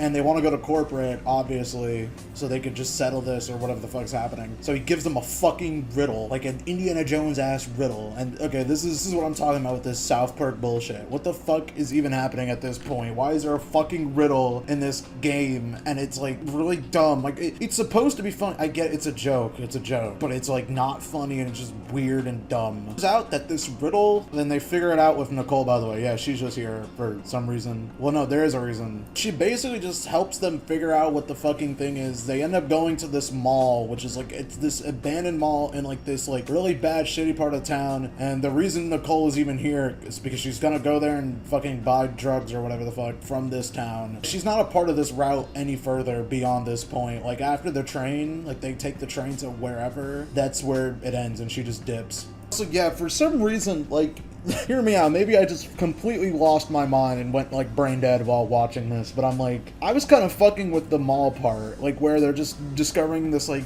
weird mall that's just abandoned. Like, it's just cool because they make it seem like it actually is abandoned and all like weird and stuff, and I don't know, I just fucked with it. But it's still dumb. Like, I'm not giving them props. It's just, I was kind of weirdly interested. Really, they end up solving this Indiana Jones ass riddle. They put this fucking thing in the wall or whatever. It opens up. They find out that there's a warehouse underneath the place, but it's ended up just being a fucking gigantic, giganormous, fucking Waco Mundo-sized porn stash. There's another joke. There's a CP wing in this fucking area, and then also a CP by Dan Schneider point of this, which, okay, after this next route, dude, like, that's really fucking ironic coming from this fucking game. The fucking certified lover boy comes out of nowhere, is talking about, like, that, oh, you know too much, and you must be put it into this, and then it's, like, really dumb. You led them here, you fucking jackass. But anyways, he ends up fucking shooting Kelly, and I'm only laughing because it's just, And then he makes some, like, weird Hitman, or not Hitman, Manhunt, the fucking Rockstar game, as comment, like, oh, this is gonna be good footage for murder porn or whatever fucking dumb shit. And then right before he kills Jekka, the FBI come in and they reveal, oh, we've been actually following you guys the whole time, and we've been looking for this place for a while, and we're gonna take it down. Some like fucking crazy evil corrupt government persona ass shit. He's like, we're actually here to use it to seize control, or whatever the fucking counselor dude was talking about, and she can't let Jekka get out of this unscathed, so they apparently sell her to the fucking Taliban, and then she ends up becoming a fucking sex slave, and it's like, what even is this, and why, what? That's the ending of this route, and you see her in the fucking Princess Leia Star Wars ass outfit, and then, yeah, that's this is what I'm talking about with this fucking South Park shit. I'm pretty sure this was literally also an episode of Family Guy, like something similar with the Taliban and like Meg or something. This is just insane. Like, what? This doesn't even feel like it belongs in the same game. Like, this is just too over the top. You feel me? Like, it's crazy. Now we are reaching the final route and the end of the video. This is the home stretch, folks. Please just bear with me. We're almost done, I promise. And this has to be the #1 heavyweight champion contender for the fucking worst route ever. Like, in all of the games combined, everything in this is horrible. I remember when Jekka was looking for a job, right? Well, I didn't mention something. You run into Jeffrey, who offers to pay 200 doubloons for Jekka to step on him. Okay, we're in the foot route. And this is literally probably the most important route in the game, and this is the one the most emphasis is literally put on. This makes up half of the game. Half of the CGs in this too are from this route, so yeah. By the way, forgot to mention, they advertised this on the Steam page, not like the route or what it's about, but like literally 2 of the images at the bottom in the description are literally from this route, so yeah. Yep, this is the CG. You don't see her feet or then you don't see any of this happening, right? But it's still horrible, and it's because Jeffrey, you already know Jeffrey, and he's going into so much detail and talking about how good it is and everything in so much detail, and you hear him like fucking sloshing around and doing whatever weird shit, bro. It's so bad. By the way, did I mention that Jeffrey is also voiced by the creator, and he's saying all this crazy shit? Huh. I wonder. Listen, like, I'm not a prude. It may seem like it because of this fucking video of me, like, with the porn shit not being funny and, like, these feet jokes, but it's, like, so gross. That's just the only issue. Like, not even the porn warehouse shit, just this feet shit. It just goes into too much uncomfortable detail, and then, like, you hear characters later on, because she continues to do it, by the way. That's basically what this route is. She just continues to do it and makes a shit ton of money from it, and you just hear them, like, with the feet in their mouth, and it's, like, just so gross. Like, what the fuck? What the fuck? By the way, Jekka's dad is like none the wiser to this. He thinks that she's just doing a normal job. She actually does make like bank off of this. She's able to like buy herself nice things and expensive clothes. Also pay off the bills that her dad's forcing her to pay for because great dad, right? And then eventually, like, Nicole starts to question, hey, yo, where are you getting that bag from? Basically, yeah, Jekka tells her she wants in, and then this is where you decide either you fucking start doing it together, being a tag team okay, you get the idea. Or you just tell her no, but telling her no is literally the worst mistake you could have done, bro. And I'm genuinely warning you, and I'm gonna play it in full what happens, but just be warned. Basically, she gets into, like, a confrontation with a bunch of her clients who appear outside of her fucking house, by the way. And then she runs inside, and then she literally catches the fucking most despicable, most horrible, awful thing, bro. No. Did he see the crowd outside? They gave him a heart attack. Dad! Dad, it's gonna be okay!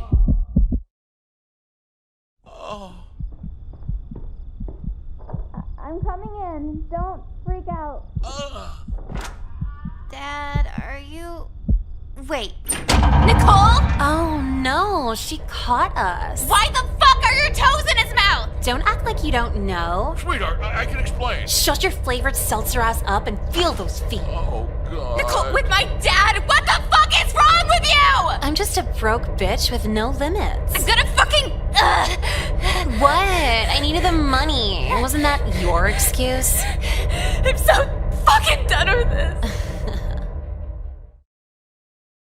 No, you just saw that, right? Yeah, Nicole foot fucks her dad, and then is like, Jekka just is like traumatized. This genuinely like got a reaction out of me. But it's so fucked up that like Nicole would even do this, because like Jekka, they literally need each other. They're literally their only two friends. They're just friends with each other, no one else, and it's absolutely horrible. For like what reason? Like, and she's so like horrible about it too. Like, it's not even like just a thing she just does in secret or whatever. Like, she's like mocking her while this is fucking happening. It's so absolutely fucking horrible. It's for what? Like, we know Nicole does horrible things to just get back at people, but like, not to Jekka, bro. Like, this is her friend. Like, every time she fucks someone over, it's usually just some like shitty fucking male adult or someone who's like crossed her in like way more of a bigger way than this. Like, what the fuck is, like, what is the point of that? And I think this is another just weird fetish thing. Like, what the fuck? Obviously, like, Jekka's just absolutely like torn about this, and like it's fucking absolutely horrible. And then the final CG plays, and in this ending she ODs, and yeah, she ODs and dies. No, but they had to be cute about it, you know. They had to zoom in from her feet all the way up to her and her dead face. That's very cool. Yep. Okay, now last one. It's the alternate route of this. You both team up, and then, you know, you do it with Jeffrey or whatever, and then Jeffrey has a weird mom fetish, and then Nicole is like this weird dom, and then fucking he likes getting verbally abused or whatever, and yeah, she basically just takes advantage of him, just forces him to do the absolutely like bad, like really bad things. And they have another appointment session, whatever you want to call it, with him later, but Jekka's late because she's already stepping on someone, and I'm pretty sure it's this guy's like mentally handicapped or something, just judging by the way he talks, and it's in a parking lot, and it's just really weird. And basically she finds out that she's just been forcing like Jeffrey to do fucking like all types of mixing drugs together and fucking drinking alcohol, and basically he ends up having a seizure and fucking dies on the floor. And Jekka tries to call the cops, but Nicole, being Nicole, obviously fucking doesn't want that to happen because they'll both go to jail, and it's just horrible. Oh my god! How'd you know I was here? Why is he on the floor? He just passed out. For fucking what? I don't know, I got bored. He just took anything I gave him. He's not even breathing! Yeah, rum and Ambien will do that. You had him drink rum with Ambien? Nah, he had Xanax too. Were you trying to fucking kill him? I was trying to have a good time. You gotta mellow out. Nicole, look at... He's not... I can't believe you. What, you suddenly like him now? He was what? He was my best client, Nicole! If he's actually dead, that's $800 a month just gone! I thought I was a sociopath. How long has he been like this? I don't know, like 20 minutes? I'm calling 911. They might be able to still save him. Are you fucking crazy? Are you? If you call 911, paramedics are gonna show up. If paramedics show up, they're gonna ask how this happened. If they ask how this happened, I'm gonna have to lie. Then they'll resuscitate Jeffrey, who's gonna have a totally different story. Okay, well, let's worry about that later. He's gonna die if we just stand here. I'm gonna go to jail if he doesn't die. So you wanna just stand here while his body fucking rots away? Yeah, because then we can say we found him like this, so we don't go to jail when Jeffrey wakes up to say otherwise. What do you mean we? You did this! With your Xanax prescription, so it's gonna look like we both did it. Are you serious? So if I'm going down for some future pedophile who wants to literally fuck his mom, you're going with me. No, but But I gave you that for... Close your phone. But... $800 a month. Close your phone before I fucking break it. It's just literally a fucking horrible scene, and I know Jeffrey's not a good guy, not a hero or anything, but still, it's like, what the fuck, man? Dude, she's so horrible in this game. Nicole is so bad, bro. I hate this bitch so much. Like, there's so many points during these routes. I would have just started swinging. Like, I don't condone violence against women or anything, but like, bro, she could get these hands, bro. I fucking hate her so goddamn much. We get the fucking ending of this route where it's literally like they're just afar watching Jeffrey's funeral, and then we get this whole thing about, oh, yeah, rich kids want to call the ambulance, and then poor kids, they don't because they fear they're gonna go to jail, and whatever, bro. Like, what the fuck ever. And then, like, there's this little message, and it's like, oh, Nicole's evil, but she's actually necessary, and then a little smile. Fucking done. We're done talking about this fucking game, bro. And no, as you can tell, and I'm very sorry, this game, like, is genuinely awful. Like, I think this game sucks. It's really bad. Oh, and then I guess finally, the creator, he put this fucking thing at the end of the game. I'm not gonna read it all, and you can just read it yourself. It's a final, like, little text message, and he's like, oh, thank you for the support, but also, my fan base is weird. And it's like, dude, first of all, this fan base, honestly, like, I'm not in any fan base. I don't care about that shit. I've never been in a fan base before. I don't believe, like, that shit is just, I don't care. I just like things. That's it. But yeah, calling out your entire fan base and the people who literally made you, like, and made you known, because, like, I'm gonna be real, I've never heard of this guy before these games took off. I've never heard of him. It turns out that he's, like, kind of a weird person, and that, like, he just has a lot of, like, self-projection and, like, anger. If you want to look into that, just look it up yourself. But yeah, this guy is just kind of weird, and don't buy these games. Or I guess don't buy Flipside. I still think the other two are good, but I don't think you should really give them money, and you should just watch them on YouTube. Okay, now before we end this video, I'm just gonna say a couple things. One, this series has been a roller coaster, to say the least. I had fun making it, even this video, because I just got to, like, be angry and, like, finally share how I feel about this game with other people. Yeah, thank you also to everyone who supported the last two. You guys absolutely destroyed it. I did not think that this series was going to be talked about this much, especially on my channel of all things, like with the shit I usually do here. Hopefully y'all enjoyed this video and made it this far. Obviously, like I said before, I'm not a Class of 09 channel, and I don't intend to be, but however, I still do want to make some videos about this game every now and then. Maybe like just tier list or just random shit, not anything like big or in-depth like these videos have been. But yeah, I am aware the anime is currently in development and is going along, I guess, pretty good from what we've heard, so I might just review it when it comes out. Let me know if you would want to see that. I would love to talk about it, because I think this show would be a good idea, and like, I do still like the first two games. It's just this third game I really just don't like. Yeah, and now that this series is over, let me know what game series you guys want to see me play next. It could be literally anything, visual novel, just actual other games, whatever, etc. Maybe Ace Attorney, because I've never actually played those games, well, technically, but yeah, let me know what you would want to see from me, like what other game series you want me to tackle. But yeah, see you guys next video. We are officially back with another Class of 09 video, and in this one we're going to be ranking all of the endings in the games, and we're going through every single game in order. I'm sorry if I sound monotone or I'm talking quietly. It's because I'm recording this part of the video really late at night. But don't worry, during like the morning, in other parts of the video, I'm gonna actually talk at like a normal volume. Now, I just want to get something clear out of the way before we begin. These are all my opinions, so just keep that in mind. And also, just because an ending has good thing happen doesn't make it a good ending, and if bad thing happened, it doesn't make it a bad ending, because, you know, the nature of these games, everything's shit. There's not really a good ending. I mean, there are a few, but you know what I mean? I'm just rating them on how much I like them and to the outcome to an extent, and how like it just makes you react and like feel by the end of it. So this isn't particularly a tier list, but I will probably just make one on tier maker just to like visualize and get a better idea of like what I'm actually saying and like what I think the endings are actually like rated. But yeah, that's it. Needless to say, Mom was pissed. I was like, but I thought we should tell the truth, and she was all, not in court, bitch. So we got buried in legal fees, lost our home, lost everything. Mom found another husband and said I could rot under a bridge for all she cared. I opted for the cardboard box. At least I can decorate it. Homeless route. So basically, yeah, this is the route where Nicole gets kicked out and she's homeless, and this happens basically just because this is one of the many endings involving Mr. White, and in this one, this is where he basically just scolds you for doing your makeup in his class, which is fucking dumb anyway, like who cares, bro? Anyway, Nicole's just like whatever, but for some reason Jekka gets like, she catches a feeling about this shit for some reason.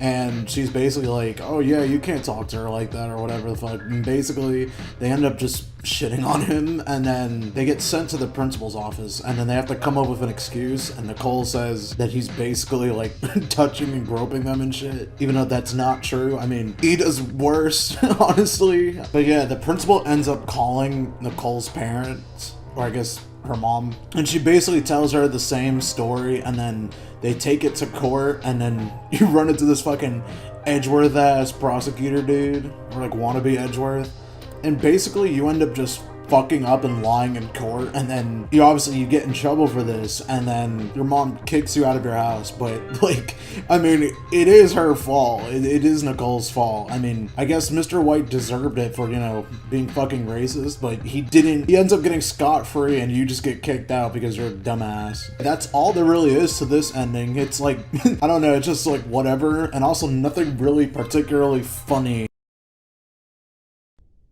Well, so much for Jekka's stupid fucking glove idea. To this day, I genuinely believe sleepwalking would have worked if it wasn't for wearing those. Anyway, I got statewide expulsion. Yeah, I didn't know it was a thing either. Mom refused to move again, forced me to get a shitty job, and hits me to relieve her feelings of disappointment. The deep fryer leaving craters on my face is bad, but anyone from school seeing me is a suicidal experience. Wow, the camera really does add 10 pounds. Fuck off. Happens in this route. In this route, Jeffrey takes a picture of Nicole in the locker room because he's a little fucking creep, and is gonna use it as, I guess, blackmail, or just reveal it to the whole school. Since he's a little fucking creep, he, for some reason, decided to use it on film. Like, as in, like, the pictures need to be developed, and the only place you can do that is the school, photo lab. Like I said, I have no clue why he decided to do it this way, but it's Jeffrey, so whatever. You and Jekka basically come up with a plan for Nicole to break in after hours to the photo lab to destroy it from being developed. Jekka basically gives you the idea. She doesn't actually help, which, I mean, understandably, it's not her, and Nicole wouldn't do the same for her. Yeah, so basically you decide to go in and destroy the photo lab, which I just want to ask something real quick. Why does she destroy the entire thing? I guess to make it look like someone else did it, or like a burglar, or it's just such a weird thing to do. And then even if Jeffrey told the teacher, like, what of it? Because we see later in a different ending that obviously the principal doesn't give a shit. But yeah, you end up destroying the entire lab, and then you get caught by, like, either the police or the security guard. I'm forgetting which. It doesn't really matter though. But yeah, basically she gets caught. She comes up with the literal worst fucking excuse possible, and then she ends up getting expelled statewide. And then she's forced, because her mom's not fucking moving again or anything, she's just forced to work at Burger King for the rest of her life. Again, not really that interesting or unique of an ending. And also, the only thing I really like about this ending, to be honest, is just, it's kind of funny. Like the Burger King thing. I don't know why. Like, just, I love the image of her just defeated in front of the fucking, like, cash register, bro. It's literally the equivalent of put the fries in the bag type meme. So, right after I uploaded that video to the NOI forums, it was immediately shared everywhere. Shared to the point of Minister Farrakhan seeing it and ordering a full-scale arson assault on the entire school. He kinda just posted that, and I'm not even sure if it was the real Farrakhan, you know, but I called in sick anyway. Sucks to be in the white pride party. This is one of the many fucking white nationalist route endings, which I don't know why this is a main focal point of this game particularly. Like, there's so many endings with this fucking guy. So yeah, basically this is like the same as most of the white nationalist endings, except you just completely do not agree. Like, you still do the first photo shoot with him, but you just are not down with it at all, and you tell Jekka about it, but she basically ends up falling for this shit, and then the whole school basically overnight gets converted to everyone except Nicole. So she catches them doing this fucking like chant at the White Pride party or club at the school or whatever, and she basically tricks them into recording themselves doing it. Then she posts it on fucking like, I forgot exactly where. I'm gonna just say 4chan because why not? But basically, it gets the attention of the fucking Nation of Islam, like terrorist group or whatever, and they end up burning the school down.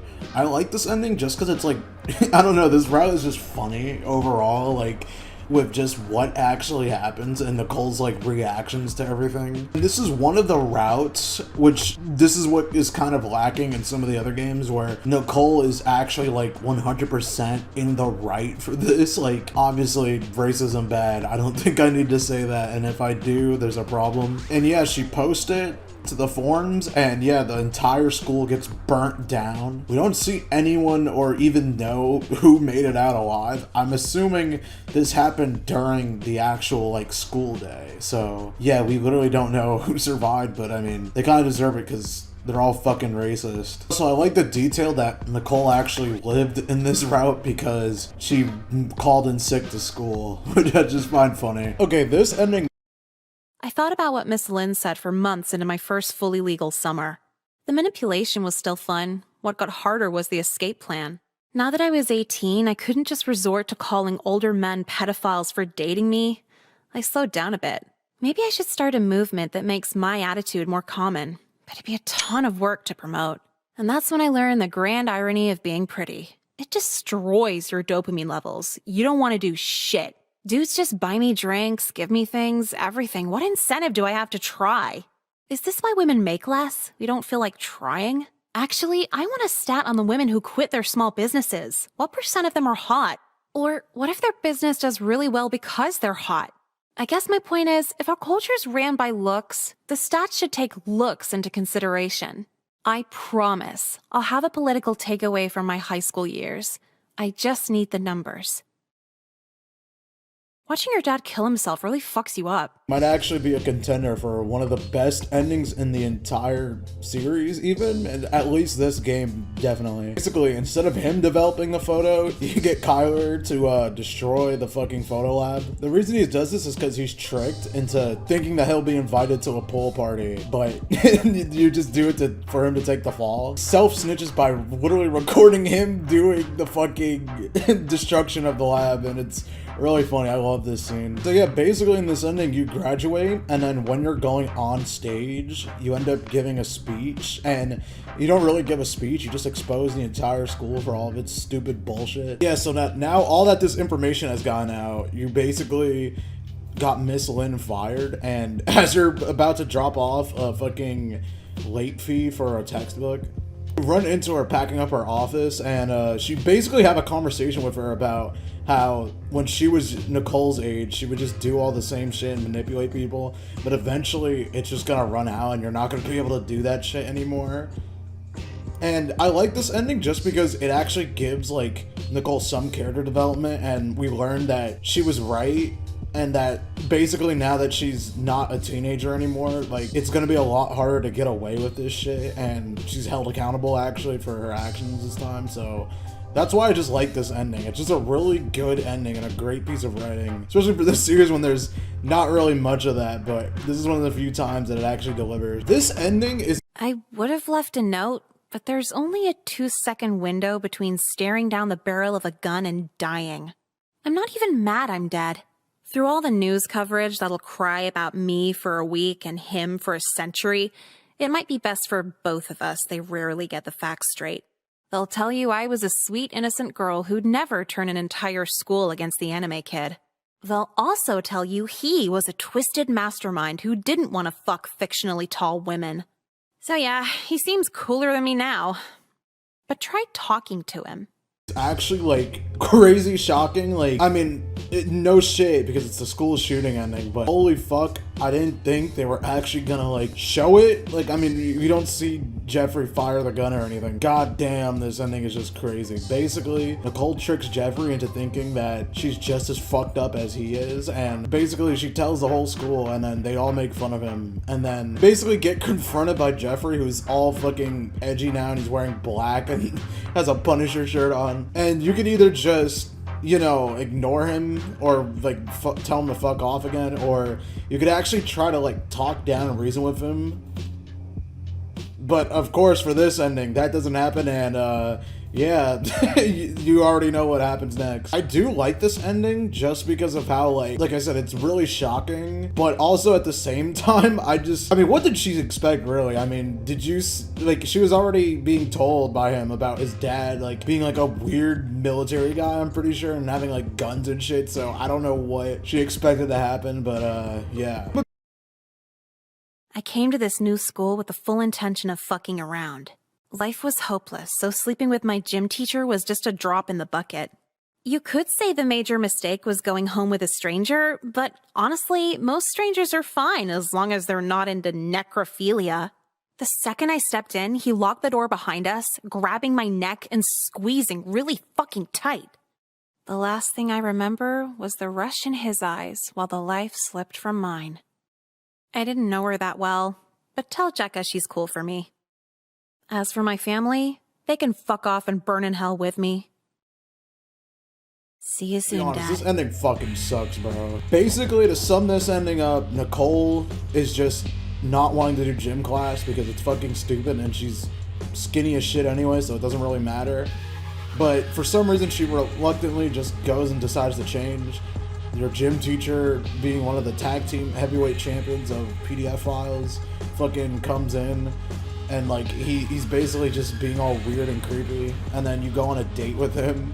I guess she goes on a date with him just to like try to like take advantage of him or get something or whatever out of it. They go to fucking Dave and Buster's of all places because, yeah, crazy. And yeah, she lures him, or he lures him home, sorry, and he strangles him. Why? I don't know, because he's a sick fuck, you tell me. But yeah, this ending just kind of sucks. There's nothing really that funny or interesting about this ending, and it just feels like another bad ending that they just needed to put in. But yeah, this ending just sucks.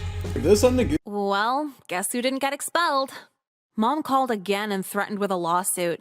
She forgot one crucial detail, though. I'm on the assisted income lunch plan, so they knew she couldn't afford a lawyer. Like 6 different alimony checks, and they're all going to hair bleaching. So we're moving.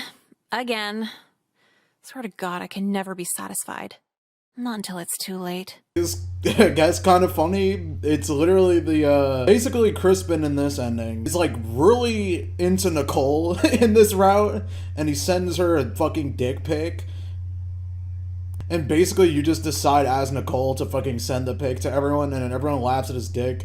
It eventually obviously spreads around to the principal, and then you're forced to move again. You just get expelled or kicked out or whatever. And I mean, he does get what he deserves, but I mean, Crispin is one of the few actually decent human beings in the series. Like, he's really just chill for the most part, but it's just kind of funny. And I mean, what he did get what he deserves in this, but I mean, for what he did, it's kind of funny, and just like, compared to what else every other male character in this game does, it's a lot worse than what he actually ends up doing. And I mean, Crispin himself just kind of makes this route because he's just funny. He's probably my favorite, like, male character in the game because he's just so stupid. Yeah, this ending is just kind of whatever, but it's alright. It's decent. I mean, technically speaking, nobody gets hurt in the end. Except maybe, you know, Crispin and his microdong, but this next route... Long story short, I went to the shoot, and Mr. White got the bright idea of having us build a chlorine bomb that could level a food court. We didn't really know what we were doing while giving him a hand with the supplies. We just thought he had a really big pool. He detonated it at a Puerto Rican rights bingo night, killing himself in the process, leaving us as the only living traces of DNA found at the scene. It's ironic, because, like, I wasn't racist in the first place. Then I dabbled in racism just to be friendly. Then I tried really hard to convince the jury I still wasn't racist, and now I need to be racist and join some Aryan sisterhood for prison protection. Is it like this for every model? Is where you actually, like, go along with the fucking nationalist route or whatever, and you end up just going to jail because you fucking were tricked into making a chlorine bomb, which is just absolutely insane. And I mean, this route for the most part is pretty much the same as the other one. I like this one slightly less though, I'm gonna be real, because after all the route setting up that you are against this, obviously, you just choosing is just a whatever thing. I mean, I guess what else can you really do? But yeah, God, there's so many fucking endings. 3 weeks now since I've gone to school. Once the news hit they killed Jeffrey, the literal FBI stepped in and expelled all the white nationalists. The end, right? Well, see, like 95% of the school were in the white pride party, including the teachers. No teachers, no students, no school. Jekka sent me a Polaroid of herself in prison, and she's already covered in the Aryan tattoos. So it really makes you think. Makes you think about how indifference leads to a whole bunch of stupid shit. Hopefully, I think we're just getting on with it to the fucking last one with this. I don't think that there's any more, but yeah. Honestly, I completely forgot that this was even an ending. I'm not even gonna hold you. Basically, everyone except you goes along with the nationalism, and basically, there's some...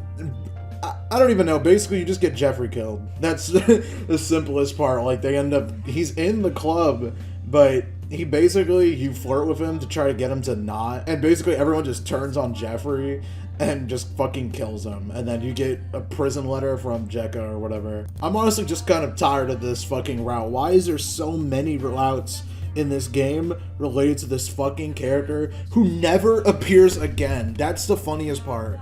Mr. White literally does not show up anymore. Alright, this one is... I went a little crazy the first week of having an endless supply of opioids. Mom found me strung out on the bedroom floor and called 911 to get my stomach pumped. Now I'm in rehab against my will. I wish they had rehab for not ugly people, because all these toothless meth heads keep hitting on me. At first I thought it'd be fun because you get away from school, but they have a fucking tutor here. It's bullshit. I'm gonna hang myself tonight. Just kidding. Not really, though. Pretty good, I'll give it that. Yeah, so basically, in gym class, Kyler basically ends up falling in love with Nicole, and he tries to do anything to prove his love to her, and of course, she manipulates him into fucking jumping off the roof of the school. He ends up breaking his leg and fucking dying, and then you basically go into his house. He gave you the key, by the way, to his house. I didn't mention that before, but he gives you the key to his house and you steal all of his fucking Percocet. He has like a mountain of Percocet and you just steal it and then you fucking just OD on it. It's not even like, I don't know why, this ending is just funny, mainly because Kyler is such a goofball. And like the fact that he's like this like big fucking jock dude, but then like when you actually just talk to him, he's a fucking complete idiot. He's completely like way lamer than it actually led on. But I do like this route, but the ending is kind of weird. I mean, because she ends up basically just going to rehab, but I'm more confused as to like why this is the ending to... I mean, it makes sense. I mean, what else is it gonna be, I guess? The ending makes sense, like, what happens in it, but it's just more like, why is this connected to this route? I guess they just couldn't really think of it, but that doesn't really detract from it. I still like this a lot. Also, in this ending portrait, why is she on the floor? Like, what? I don't know, she's just in little, like, goober mode. I'm confused. If someone can tell me why she's doing that, please do, but I just think it's funny. Even at watch, it's probably not funny at all, but her just sitting on the floor looks funny. Now we are finally reaching the end of the original game, and we have 5 endings left, so let's just get straight to it. The first video we did went viral in like a week. All these news stations were calling for an interview, schools wanted me to do assemblies. Oh, and a million sponsorships for companies I don't even like, but they pay, so whatever. I was definitely right about YouTube fame because I tried hanging out with the guy who played McLovin and he just ignored every text. Second part of the Kyler ending is actually you basically every boy at school is now scared of you and you basically just become a celebrity because of it, like a YouTube e-celeb, but still you apparently get all types of fucking sponsorships for it, and It's kind of funny. I like a little bit of, I guess you could call it commentary on this one, of like people profiting off of like something tragic happening. But this one is in a kind of funny way. And I mean, he kind of deserves it. I mean, not deserved to die, I guess, but like he is not a good person. So yeah, but I do like this, and I think it is a better ending than what we actually got, like, from the last time this happened. Also, I like the CG at the end of it. But yeah, this is a pretty good ending and better than the last one, but this route is just good overall, so I mean, it's kind of a win-win.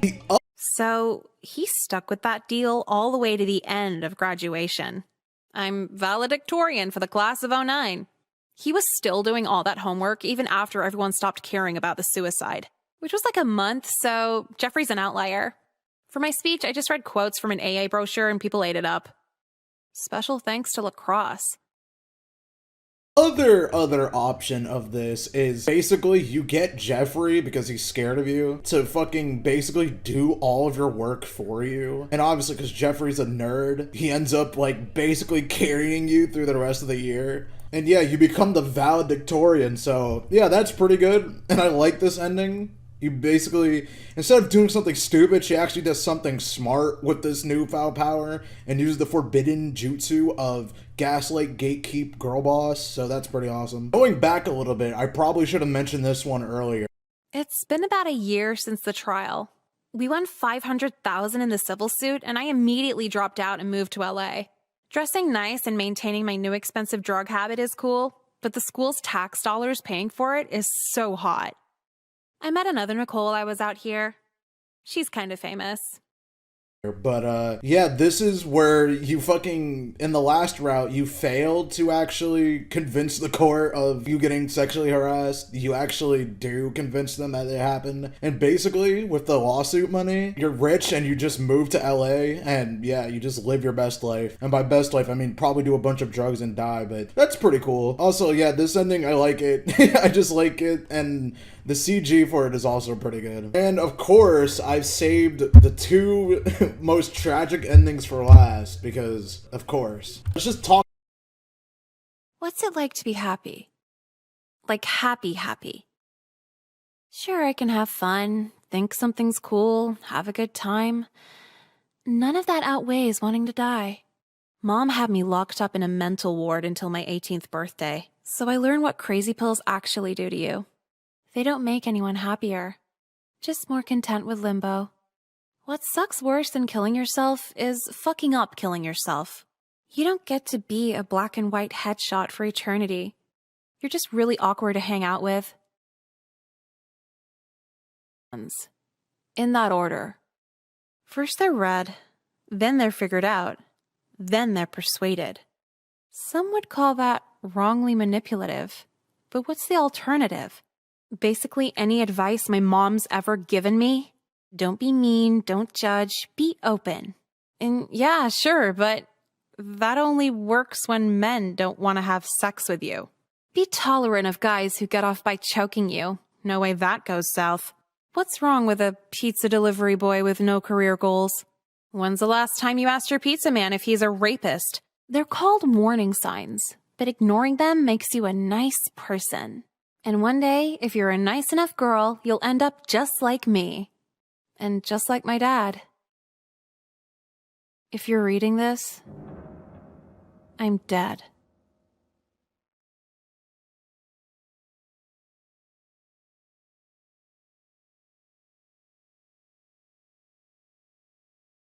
Talk about the route itself. This is the people pleaser route, which basically you're forced into a hostage friendship with everybody at your school, and you literally have no, you're locked into choosing one of these two. So it's either whichever one you want. The first one, you actually live and you try to commit suicide by slitting your wrist. Your mom walks in before that happens, and yeah, that's the first route. And I mean, I do, okay, how do I put it? I like these routes because they show like a semi-realistic and sad situation.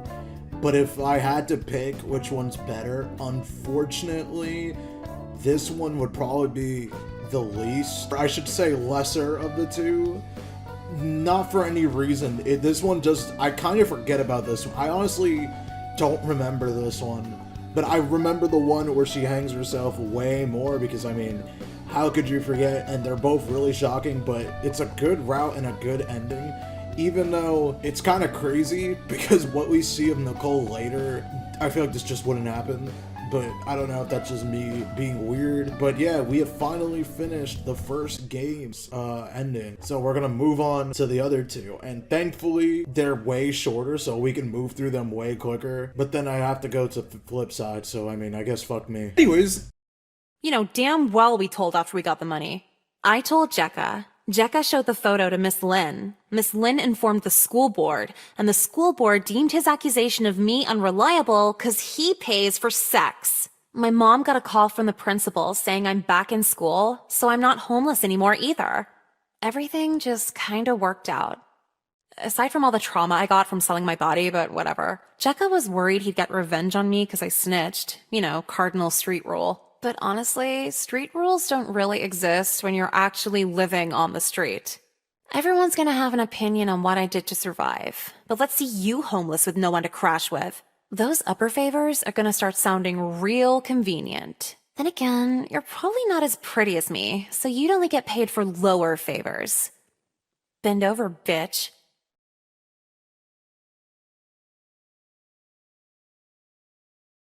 Class of 09, the re-up. After you get in trouble for drawing your teacher hanging himself after finding out his wife was cheating on him with the UPS man, long story. Cole's mom is sick of your fucking bullshit. She finally has had enough and just decides to actually kick you out. Yeah, you're literally homeless in this route.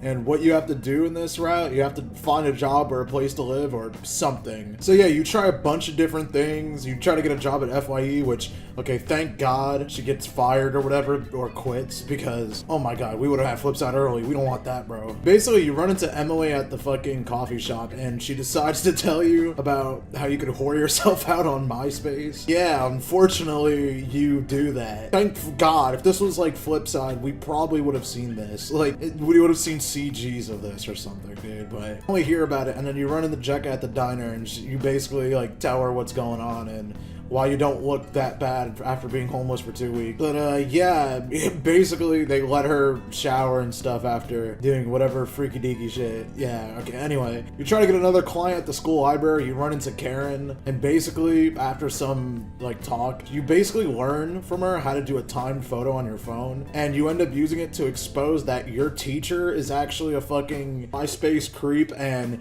you end up getting his ass arrested, and good news, you end up being able to go back home. Yeah, I like this route, and I like that you're able to make a bad situation good, even though it is your fucking fault. like it always is for the most part.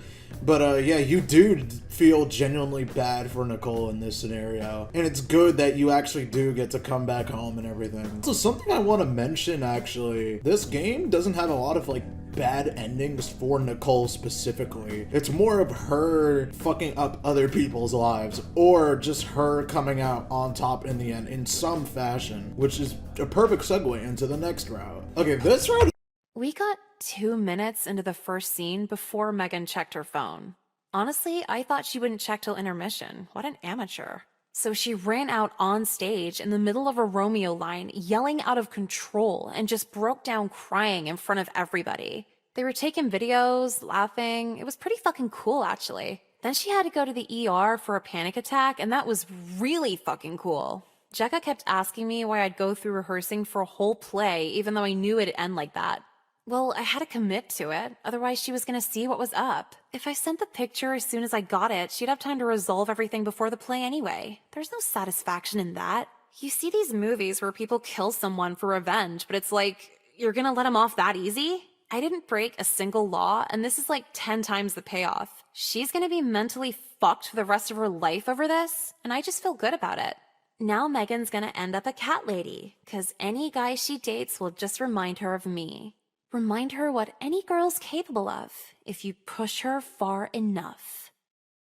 Is actually pretty good, and I feel like genuinely underrated. I feel like people don't talk about this one as much, at least from what I've seen. Basically, in this route, you take theater class for the easy grade. Unfortunately, though, there's no actual teacher in this class. The teacher of this class is Megan, who's basically the fucking suck-up teacher's pet type character. Why is she the substitute teacher? I guess they just didn't want to draw a new sprite for an adult character, even though there is whatever. So Megan's a fucking bitch. And she's just really annoying and nasty for no reason and tries to make people do shit that they clearly don't want to do and thinks that she has some authority at all, but she just doesn't. Also, she like fucking is the type of person to like act like this even outside of the class, as we see later in the game, and oh my god, I just hate her so much. She's so annoying. And probably one of the most like relatable characters in terms of like, I've met a fucking person like this before. I think we can all agree we have met a person like this before. Nicole obviously decides to get back at her for being like this in the most fucking elaborate, insane way possible. Basically by manipulating her boyfriend, cheating with him, then fucking completely acting like a perfect student and everything, and like going along with whatever she says, and then she fucking gets the role of a part in the play that she's hosting for the school, then fucking decides to like text all the fucking shit she made her boyfriend do, and then she just has a fucking mental breakdown in front of everyone. And I like this ending because it's so over the top for no reason, but in a funny way. This is like genuinely some like Eric Cartman shit from South Park, bruh. Like the amount of effort she actually puts into something that all she really did was just be a fucking asshole. But the amount of effort she put into it is just insane. And I mean, nothing like really crazy. She just goes to the hospital, but I'm pretty sure she's like fine after. Like it's not anything too crazy, but I just like how much crazy fucking dedication is and shows how insane Nicole is. So wait, no, I'm lying. She literally ruined her life and like, yeah, she's not gonna be fine. She'll probably get over it, but like, there's still gonna be mental trauma, so yeah. Yeah, great ending that for some reason, like I said, doesn't get talked about or just brushed aside, but I like this. It's messed up, but I like it. I always thought I had a bad memory until I spent 2 years in jail. No one has a bad memory. Some are just more distracted than others. And aside from really cool fights breaking out, there aren't a ton of distractions in jail. I haven't had a visitor in 16 months. You go by months when you're locked in here. And you're left with your thoughts as your only entertainment. See, I went in rolling my eyes, oh yeah, I'll learn. But they eventually break you down into this lame self-reflection no matter how hard you fight it. But there's no psychologists in here, no therapists in here, no nothing. So yeah, I feel like I've changed, but what if I'm getting worse? Every now and then I'm reminded what Jekka was trying to say last time she visited me. Every new inmate's story kind of paints the picture. One had to feed their kids. Another was forced in a gang. Some girl had to kill her husband. All I wanted to do was fill out an hours sheet. So, compared to everyone else, I guess it was kinda messed up in the long run. Maybe that's my lesson. 2 years ago, I never would have considered I'm wrong. I really have changed.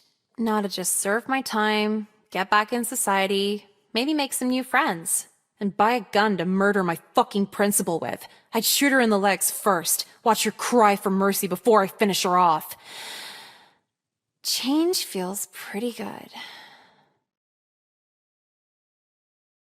I mentioned this route in my review of the second game. This is where you freebase crack and sell it to minority community. Why do you do this, you ask? Well, you need to fill out your community service hours for your assignment that you neglected to do. So you just go there and sell crack. Oh yeah, also I forgot to mention, Jekka helps you with this too. You invite her over to fucking make crack. And yeah, you're congratulated for your quick turnaround and saving your grade and how many signatures you got. And then you still sell crack, you know, for the money and all. Hey, guess who you run into? Your fucking teacher.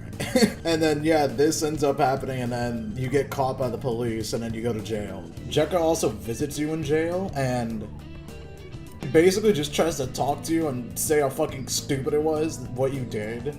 But, yeah, Nicole's not hearing that. She just says some whatever bullshit excuse. And then, yeah, that's the ending. You're just in jail now. It's basically just Nicole reflecting on that she's literally in here for something so fucking stupid. Meaning like stupid as in, like, the actual people who are in jail with her are there for genuine things, and she was just being selfish and shit. I like this ending, and I think it's just kind of, like, again, it's so extreme that it, like, kind of wraps around to being funny, especially the part when like your teacher is actually a fucking crackhead and you argue back and forth about telling the school board that what Nicole is doing is selling drugs for charity, in quotes, and then him actually being a fucking crackhead.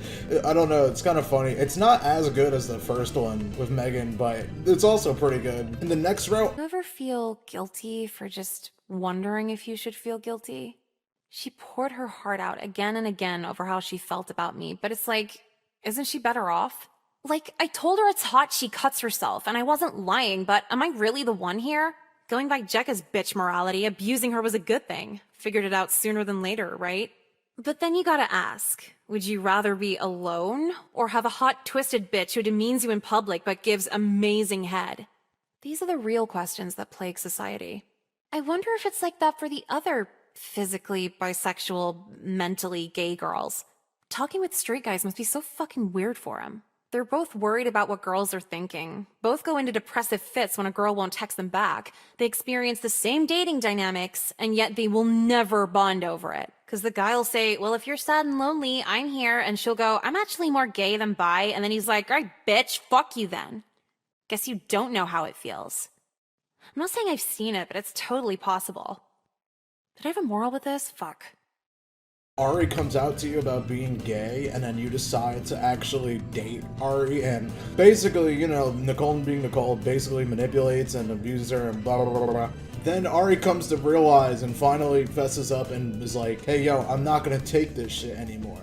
Fuck you, goodbye. She then confronts you later, basically saying, like, no hard feelings. Also, I have a boyfriend now, and you're confused by this because she's but basically bullied her into becoming straight again. Like, she doesn't actually like dudes, but I mean, she's scared of coming out and trying to like find a girlfriend because of Nicole, which is pretty fucked up, not gonna lie. I like this route, but then the ending kind of falls apart because I guess Nicole can't handle not being in a can't handle not having someone to abuse and use anymore, and Ari, the only person she knows is Nicole, so they're just in this fucking like hostage relationship. This ending is kind of whack, I'm not even gonna front, but it's not that bad. It's just I prefer the other ending way more, which is fucked up because the other ending is by far worse in what happens. But yeah, this ending is just weird. I don't know how else to describe it. I went into this route and the Emily route in my review of shameless plug, but yeah. So this is the next crime lands you in hostage relationships.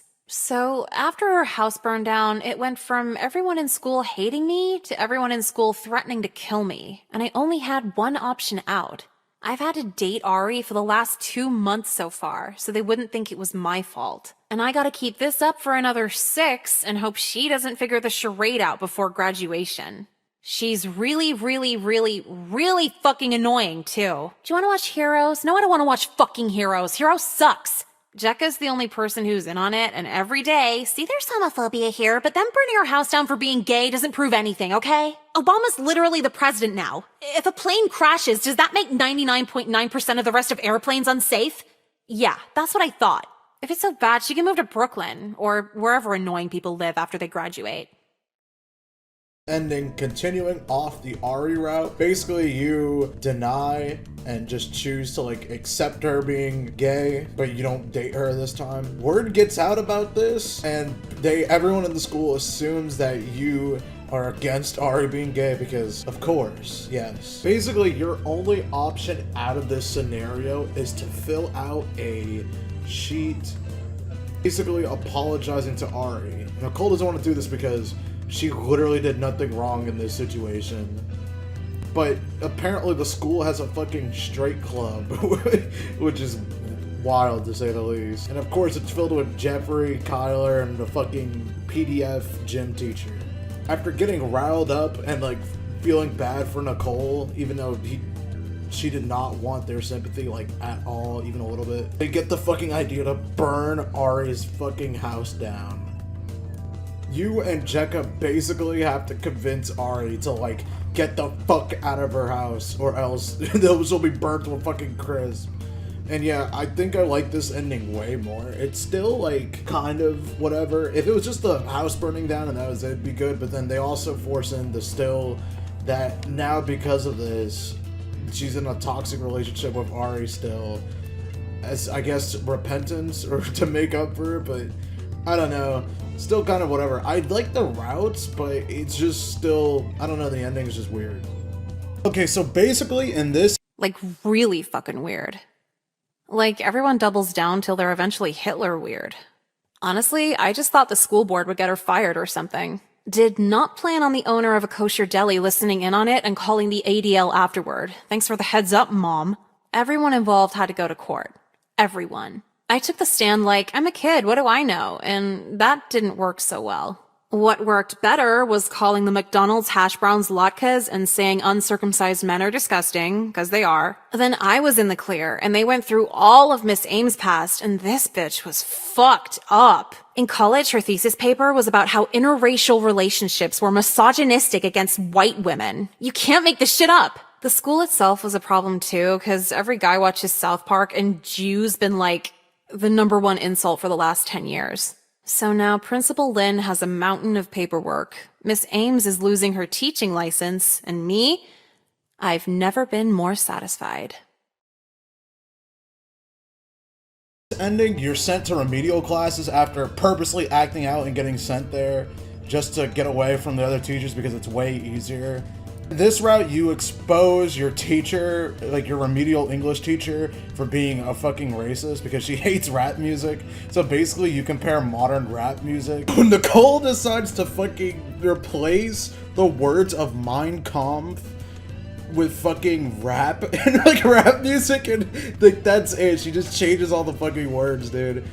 And yeah, she ends up basically exposing the fucking teacher. Because they realize, wait a minute, this is just a Mein Kampf, but replacing all the words with rap music or rappers. And also, this is done at a school charity, or not charity, but it's basically to prove that the remedial class is worth funding, and it just so happens that this event is also being catered by a kosher deli, so you can imagine how that works out. But yeah, I like the remedial class, both routes, the second one I'm about to get into, but this one's really good. I just think that it's actually kind of funny, and then it shows the teacher what for, since she's fucking racist. Last route we're doing— Honestly, super humbling when the trashiest girl you know, probably coked out of her mind, says the most thoughtful thing you've heard in years. I thought I was like deep and misunderstood and made the text and background all black on MySpace so it's like a blacked out profile. But no, I never planned a suicide pact. I never cut anywhere other than my wrists. She took her shirt off in front of me, cuts all over her body. Had one of those angel wing shoulder blade tattoos. In the feathers, it said, "Proud mistake." I can't compete with that. What I'm trying to say is, you could skateboard, smoke cloves, get your tongue pierced. There's always going to be a hotter bitch than you. And you just gotta accept that. I'm jealous of a girl who just killed herself. That's how fucked up I am. You might be wondering how I'm even telling you all this, even though we both followed through with it. Well, I cut her little pill concoction with crushed up Flintstones vitamins. So I passed out, I had a seizure, but it was just diluted enough to where I didn't die. Can't say the same for Emily, though. Okay, so I'm not sad about it, but at least I have the serotonin to not kill myself. In this game is the Emily route. Basically, in remedial class, you meet Emily. Nicole and Emily, they hit it off mad well because they're both psychopaths. Different types of psychopaths, but psychopaths either way.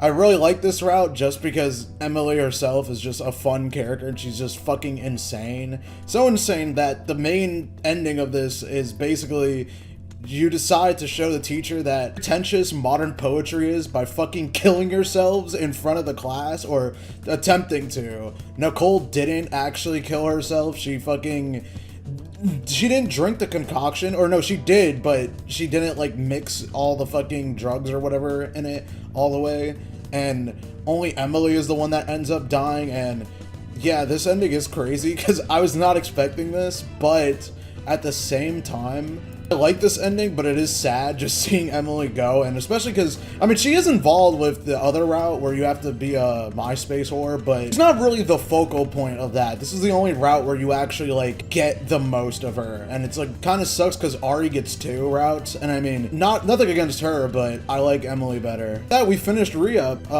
Yeah, now we can end the video, right? We don't have to do flip side, right? Like, we don't got, no! We finally made it to the flip side, huh? Oh my god, dude. I'm gonna be honest, there's like barely any endings I actually like in this game. Like, I'm gonna keep it 100, keep it a stack, whatever you want to call it. I'm dreading this. Let's just look through it. There's only 5 of them, so we gotta just get through this. Quite possibly one of the worst. Dad, are you... Wait. Nicole? Oh no, she caught us. Why the fuck are your toes in his mouth? Don't act like you don't know. Sweetheart, I can explain. Shut your flavored seltzer ass up and feel those feet. Oh, God. Nicole, with my dad? What the fuck is wrong with you? I'm just a broke bitch with no limits. I'm gonna fucking... What? I needed the money. Wasn't that your excuse? I'm so fucking done with this.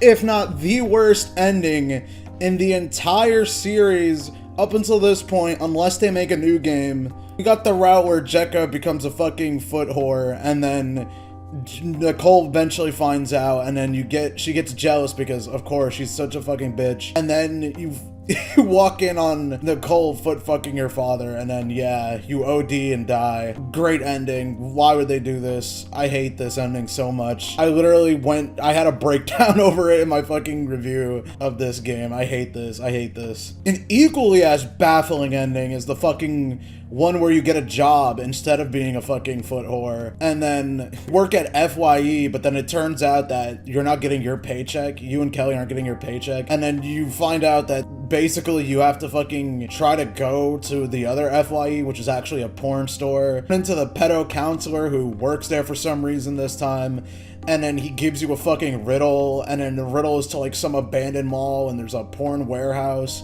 and then you get trapped, you go there, enter like a fucking Indiana Jones ass puzzle, go to the warehouse, then you get fucking caught by the FBI, and then they kill Kelly, and then make Jekka a fucking sex slave or whatever and sell him to the Taliban, or I don't even know. It's just so goofy, absurd, and like bad. Like, not goofy in a good way, like this shit sucks.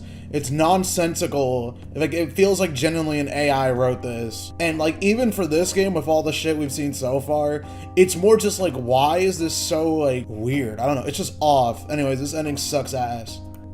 Spoilers, this ending's also kind of ass. Basically, because you can't take the pressure of being forced to get a job to help pay the bills because your dad's a fucking asshole. You basically start drinking to cope with the pain, and you keep partying and drinking more, and basically after one of these parties, you and Nicole like are driving back home. Becca's basically forced to drive home drunk, and then she ends up fucking killing Ari, who did nothing wrong. She wasn't even at the party. She was just working her job at Domino's, and then you fucking killed her. And I think what even makes this worse, and I didn't mention these, the text that you get after the endings is just horrible. And it makes it like 10 times worse. I'm not really gonna read it, mainly because I don't care to read it. If you want to read it for yourself, but it's actually awful. And yeah, I just feel bad for her because she literally did nothing wrong and she's fucking dead. So I'm pretty sure Jekka just gets off with probation, so cool, I guess. Fuck this ending. What happens if you actually decide to work with Nicole in the fucking foot route? Well, Jeffrey, the catalyst to this whole thing, by the way, because he's a fucking freak, you basically, like, well, Nicole takes advantage of Jeffrey, and like, because Jeffrey pays like exuberant amount of money to fucking be stepped on or whatever weird dumb shit. Basically, Jekka's doing like another fucking client, and then Nicole basically just uses Jeffrey as her little fucking pig and just makes him do whatever he wants, and basically she makes him overdose and fucking die, and then they have to call the ambulance, and then Nicole is so like evil about it. I mean, what else is more evil than making someone overdose? But I mean, still, like, her behavior is just like Oh my god, I hate her so much in this game. And I get maybe that's the point. Like, you know, it's Jekka's the main character and like this is what Nicole's really like, and we're seeing like the other games maybe through like her like warped lens, and that's why she comes out on top or doesn't seem as awful sometimes in the other games, but I don't know, man. But yeah, this ending also sucks. So we have finally reached the last ending of the game, and it's the best ending, which is fucked up because it's literally the first game's ending, but just the literal flip side of it, which no shit. And we probably should have had the flip side of more situations. I didn't want the whole, basically I just want to go on a little thing real quick. The flip side I feel like should have been half new shit, half like what Jekka's point of view of certain things were. I mean, that probably would have been less entertaining as a game, but I think that would have been better. I don't get why it's called the flip side. I mean, you're playing as Jekka, sure, but like, it's the flip side of what? What is the flip side? That would be a video title. What is the flip side? But no. But yeah, this ending makes an already tragic ending way more tragic, and I like that a lot. But to be fair, this is also a non-ending because, okay, she walks in on Nicole after committing suicide in the people pleaser route, and then that she just has to move on, I guess. Like, it kind of just ends. Like, there's not really an ending. It's like a non-ending, but it is the best ending in the flip side, which is fucked up. But yeah, so yeah, that's gonna be it for this video. We've rated all of the endings. I'm sorry if I didn't go into detail with a lot of them, like more. It's because I already reviewed these games, and yeah, if you want to check those out, go ahead. I'm not forcing you. I don't really care if you do check them out. You're probably watching this because you've already played these games and you already know the endings anyway. So this isn't for people that were like not like that don't know about the game, I'm trying to say. This is more just me giving my opinions on each ending with some detail. Like, I tried to go into it a little bit just in case you forgot. I mean, shit, I forgot a lot of like the details of these endings. So yeah, let me know if I got anything wrong. I'm pretty sure I got everything right. I've like rewatched playthroughs of the game just to make sure I was at least semi-correct. And yeah, thanks for watching. I'm gonna probably, like I said, slow down with these videos because I'm not a Class of 09 channel. I just like the games and people like it when I talk about these games. But unless the anime like comes out like sometime soon, I'll definitely do a video on that, at least the first episode or however many episodes. And I have seen the leaks and it does look pretty good so far. So yeah, see ya. Hey, what's up guys, Roundway here, and yeah, they just keep pulling me back in. Yeah, I said I was done with this series unless there was like more anime shit, and yeah, about an hour ago, the fucking anime got a pilot, like an actual pilot. This is chunky, this is 12 minutes. This is like this is like an episode of like a cartoon's length. So yeah, we're just gonna watch and react to it. I saw it originally, but I was thinking about whether I should just do like a review of it or should I just watch it. But I mean, it's only one thing, at least so far. I don't know if it's like, we'll see obviously.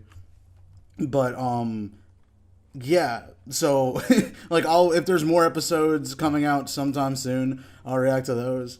And yeah, we're just gonna watch this. I'm gonna have my little fucking character, Spider-Man, whatever, just there. I'm gonna have him like small. I'm not gonna have it be like annoying and shit. Like, it's just gonna just be there. Just cause I don't know, like sometimes YouTube's weird if you like record a reaction to somebody's thing. And if I like didn't put him there, it would be like I was like copywriting or something. Like, you know what I mean? Like, so yeah, but I'm gonna shut the fuck up and we're gonna watch this shit. Let's see how it is. Damn, it's loud as fuck. What the fuck? Why is it so loud? What? I just hope it doesn't dip my GPA. Karen? Huh? It's only down to AB honor roll. I wouldn't worry. Megan? A again. Nicole! What? You got an F. See, this is inaccurate. She does not game, failed bro. the test. Can't you take anything in this class seriously? Dude, you're like the white guy in every Martin Lawrence movie. Are they gonna have an opening? Nah. I was gonna say, that would have been crazy. Can I wash your car? No. Can I wash your dad's car? No one wants you to wash their fucking fucking car. No, but I need money. How do I get money? Since when do you want to buy a collectible? Get a fucking job, Collectibles you are for men bum. who have wallet chains. You think Emily would have anything guys like that want? I mean, she's a girl with a pulse, right? No, she's got a belt, but not like any belt. It's Avril Lavigne's fuck belt. What? Like a strap-on? No, like the buckle just says fuck on it. That's pretty cool. An Avril Lavigne on it? How'd Emily get it? I don't know, she like met her at a party or something. That bitch lies about everything. Since when? She said she hooked up with Kurt Cobain even though he killed himself when she was Yeah, like 3. what? Or what if Kurt Cobain was a really bad guy? Let's just ask her. I gotta buy some pills anyway. Yeah, she's got a picture of it on her phone. Come on, vote out already! How much did you put in? Nothing. I'm just seeing if I can get a free one. But Emily, Bruh. show her the belt. Yeah, I got you. Check it out. Damn, it is real. Told you, still $1,000, right? I like Yeah, how it's don't like worry. censored. A guy also sent me one of Kelly's titty pics. Whoa, Oh, what shit. the Her fuck? nipples are fucked up. Before I forget, you got any Xanax I could buy? I might have some. That's all Xanax, right? No, I got everything Skittles? here. Adderall, morphine, Ambien. But how do you know which one's which? You just eyeball it. I mostly sell to retail managers that hit on me. They don't have a problem with it. Damn, too anxious to risk it for the anti-anxiety.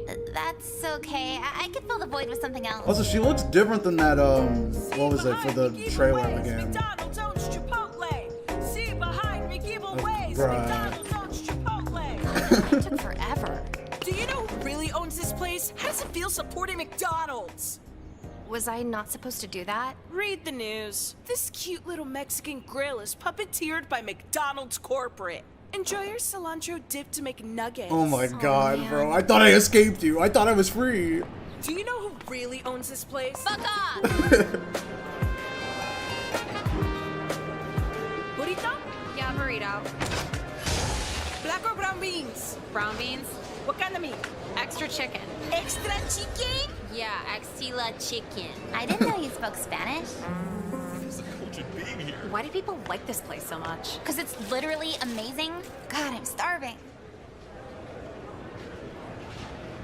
I'm full. You only took like 3 bites. So, You're not even at the part where it's a fistful of lettuce crammed to one side. I'll just save it for later. Come on, let's go to the mall. Whatever. This is like really nice looking, actually. Like better than I thought, honestly. Hey man, I can't help she was Bro. 15, you know what I'm saying? Why does he have like a glow up though? So you Why wanna does he buy look? this gun? What the fuck? I was gonna say he doesn't look that bad compared to like the Any game. non-virgin shop here? I don't know, does sex count if they're ugly? I'll call you back. Where's the Al-Qaeda shirts? Hey guys, need help with anything?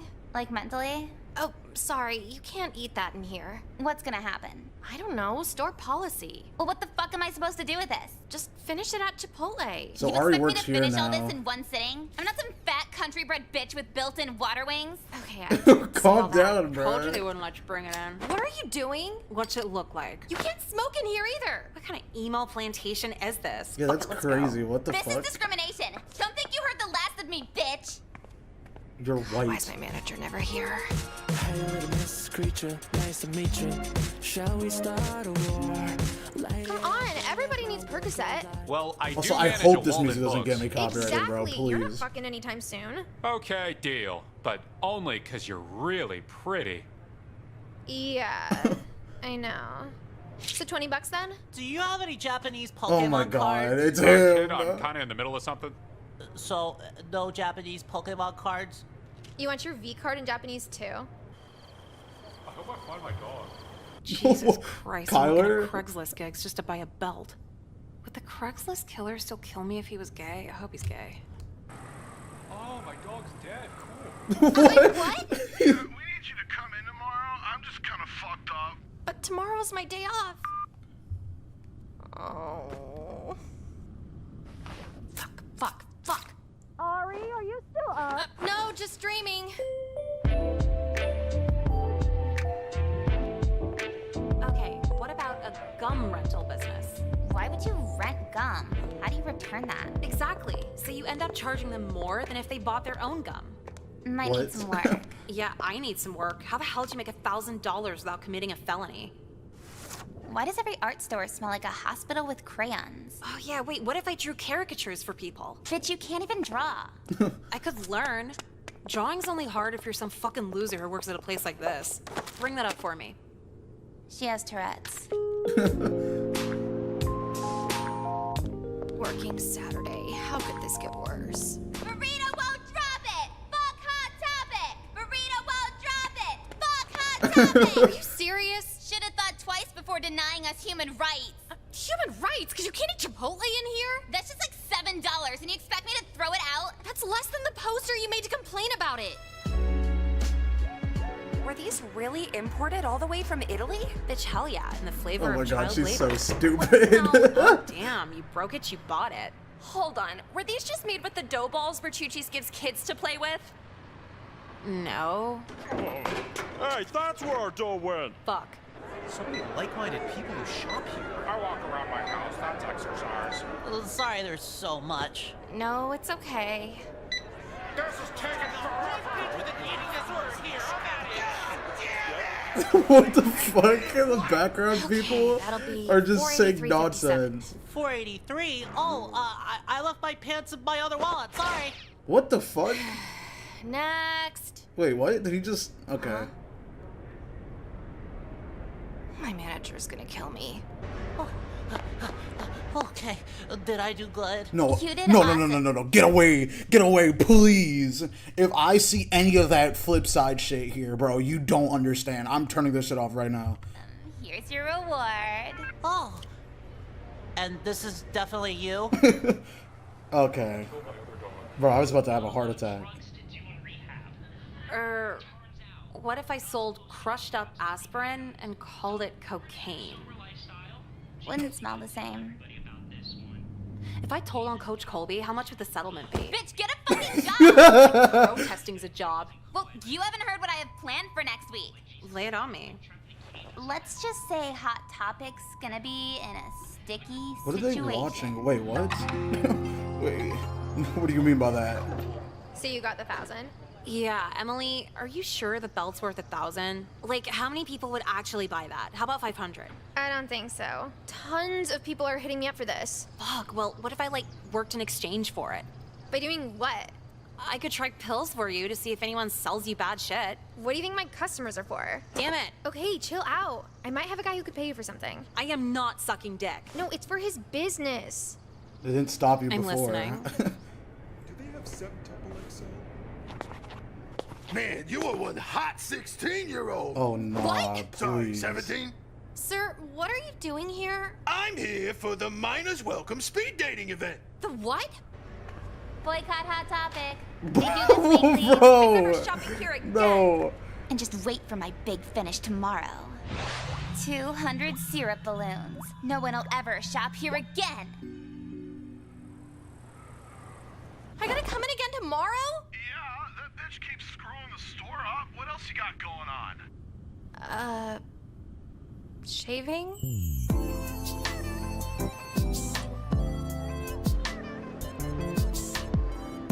Hey, you made sure that Percocet you sold me was good, right?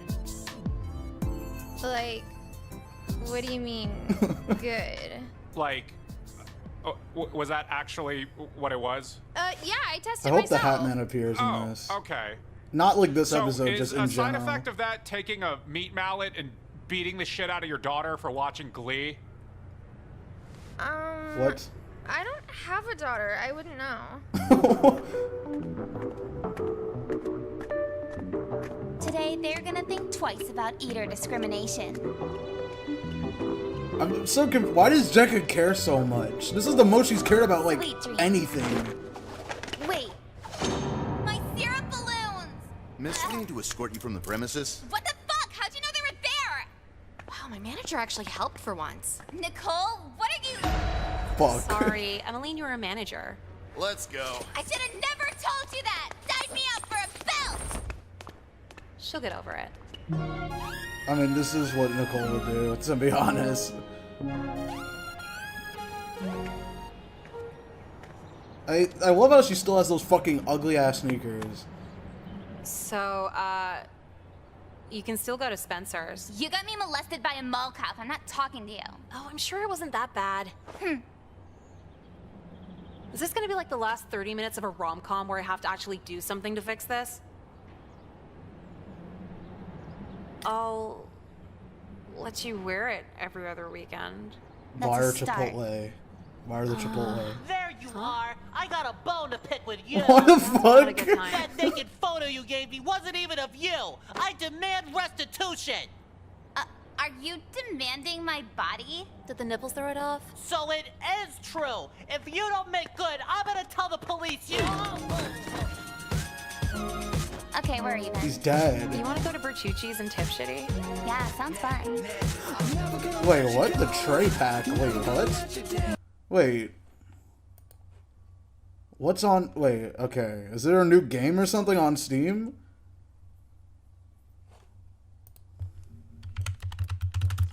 Is it? Actually, wait. Oh, it's a bundle, I'm assuming.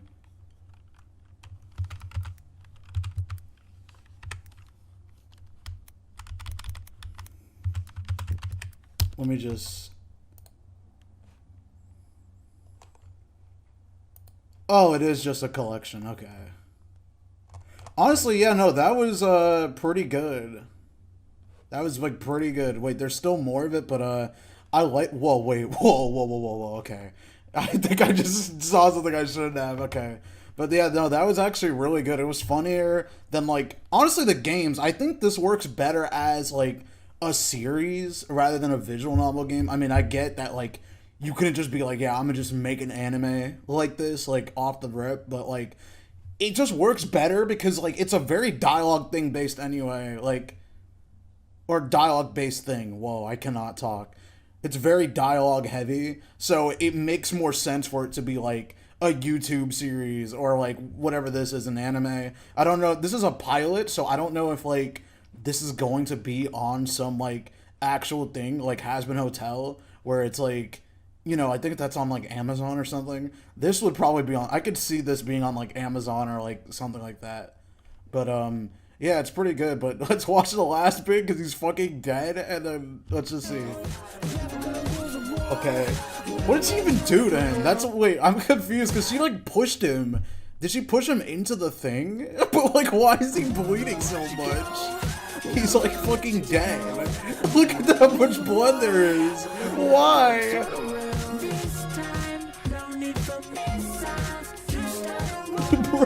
He's still bleeding! That's fucking... Wait, there's... Okay.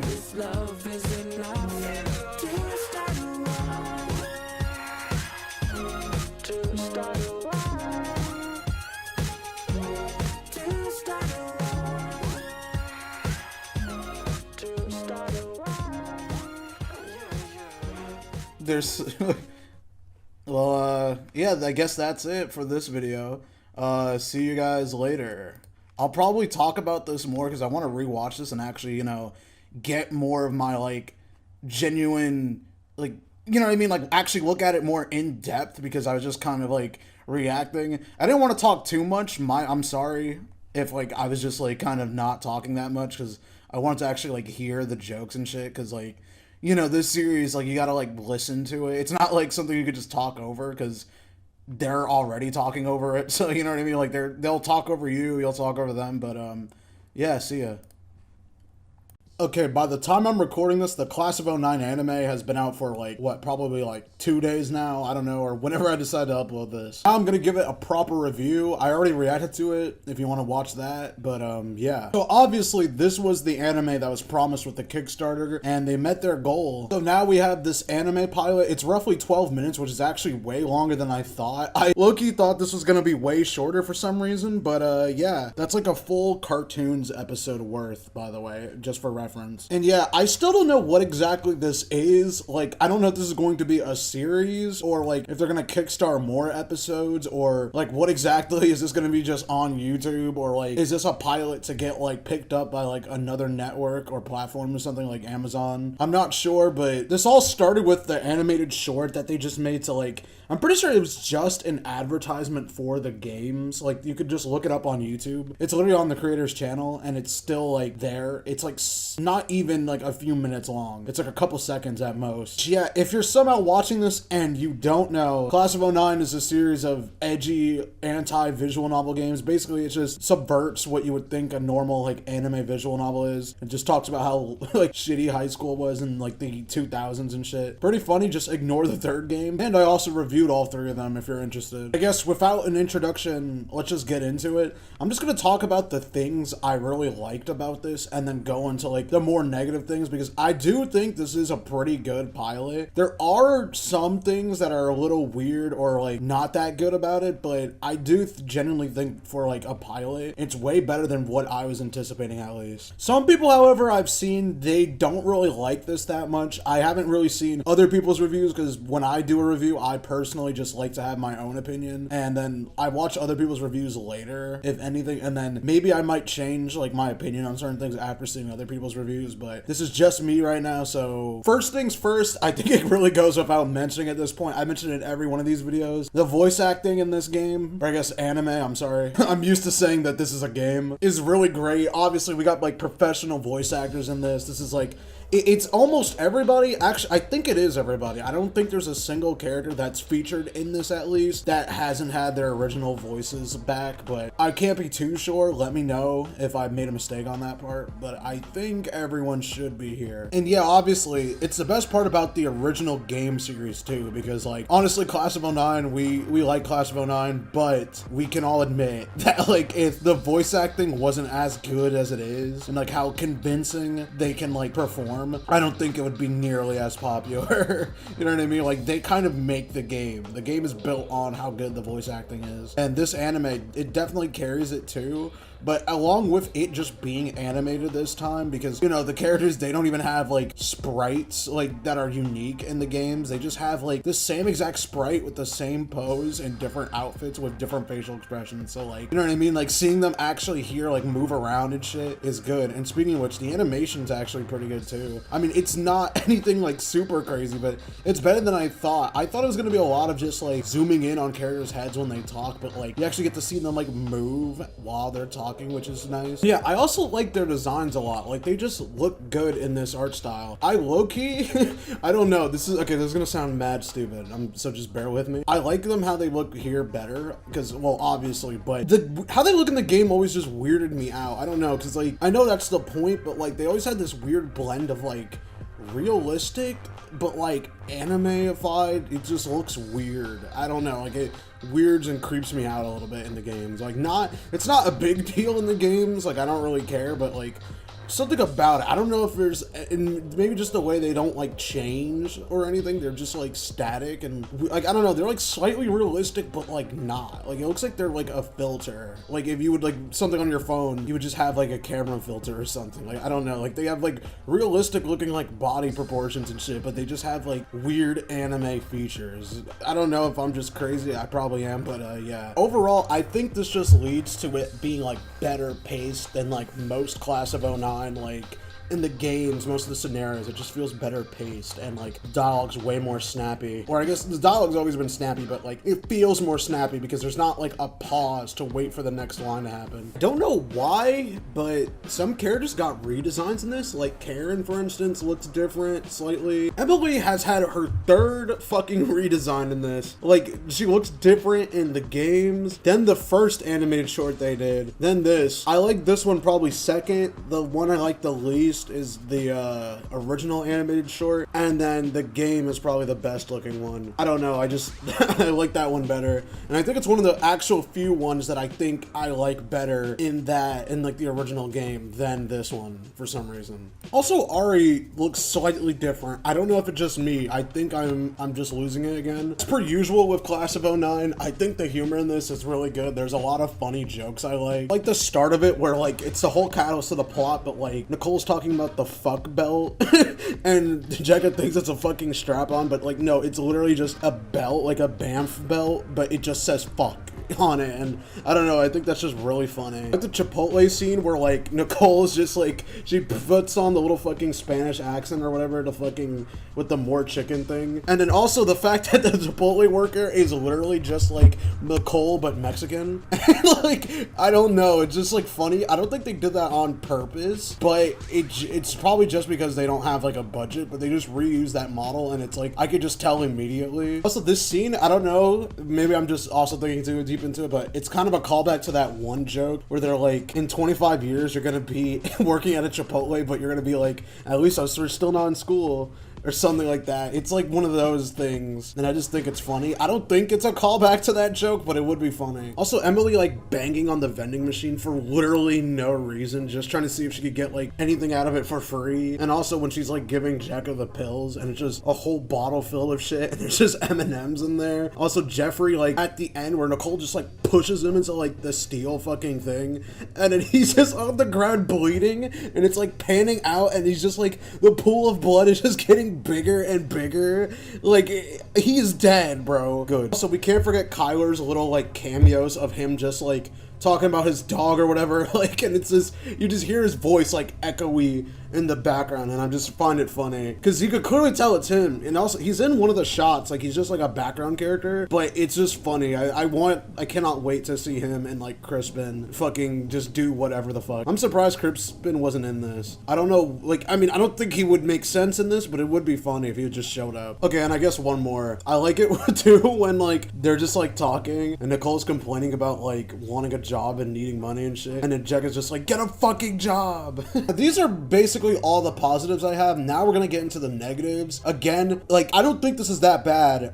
These are just things that personally I didn't like or slightly bother me, but overall, like I said, it's pretty good, and you should watch it definitely if you haven't already, even though I'm pretty sure you're watching this because you've already have, but I can't tell you what to do, so I don't know. Issue 1, I guess.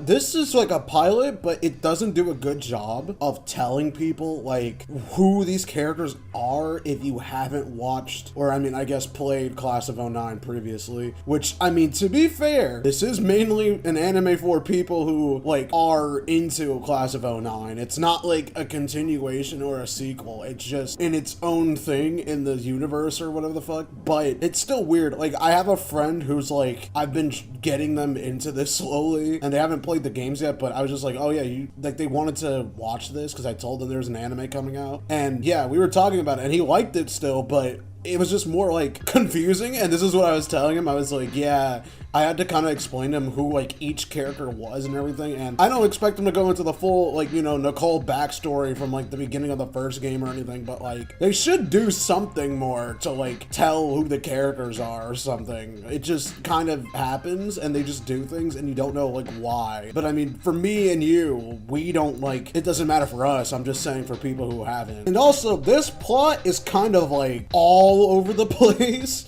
Like it just, things just happen, man. I mean, it's not like a hard plot to follow. It's just more like, it just keeps jumping from like A to plot to B plot to C plot, then back to B plot, then the C plot. Like basically the whole thing of this is just Nicole and Jekka are trying to like get a job, or I guess no, not even get a job, just like get money, and by like doing everything besides fill out a job application. And it's mainly just for Nicole because she wants that fuck belt from before. So yeah, and then Jekka's just here with her, and then they like go to Chipotle, obviously.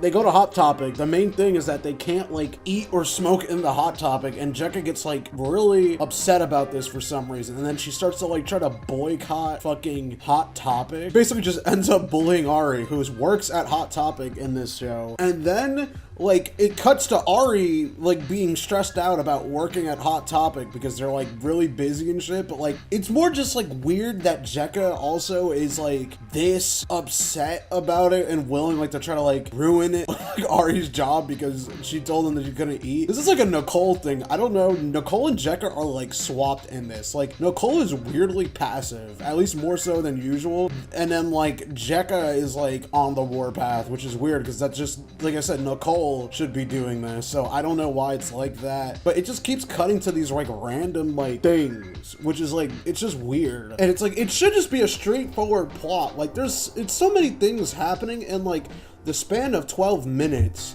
I low-key forgot what their even like goal was or what the plot of the episode was. I was just happy watching it, which is good, but not good, because a pilot should get you like interested and you should be like understanding what the plot is. But I saw a lot of people also like me where I'm just like, what the fuck is happening? I think I even said it in my reaction. I'm not sure though, but like I was just thinking like, okay, what is actually happening? And to be fair, when I was reacting to it, you know, I'm reacting to it. It's not just me sitting there watching it like quietly, which is what I would do normally if I was just watching something. I don't really react to what I'm watching unless, you know, there's something that like, you know, like a joke or something. But like I was like trying to like talk and give my thoughts like out loud. So maybe that's my fault. I don't know. But I think the pacing of the plot wise just kind of sucks. But like the pacing of dialogue is perfectly fine and even better than the original games. There's also two other things I just want to mention. Okay, one thing, Ari's kind of a pushover in this. Like, I don't know why, though. She just, like, I mean, she's always kind of, like, not, I guess she is a little bit of a pushover, but, like, she usually at least has some, like, bite back or, like, clap back, but no, she's just kind of, like, sad in this. I don't know. She's just, like, defenseless. It's just weird. Like, usually a character that's more, like, combative, not really being combative in this, I guess, maybe just for the sake of the plot is a little weird, but, I don't know. Real last thing is just that this is far more tame than any of the games.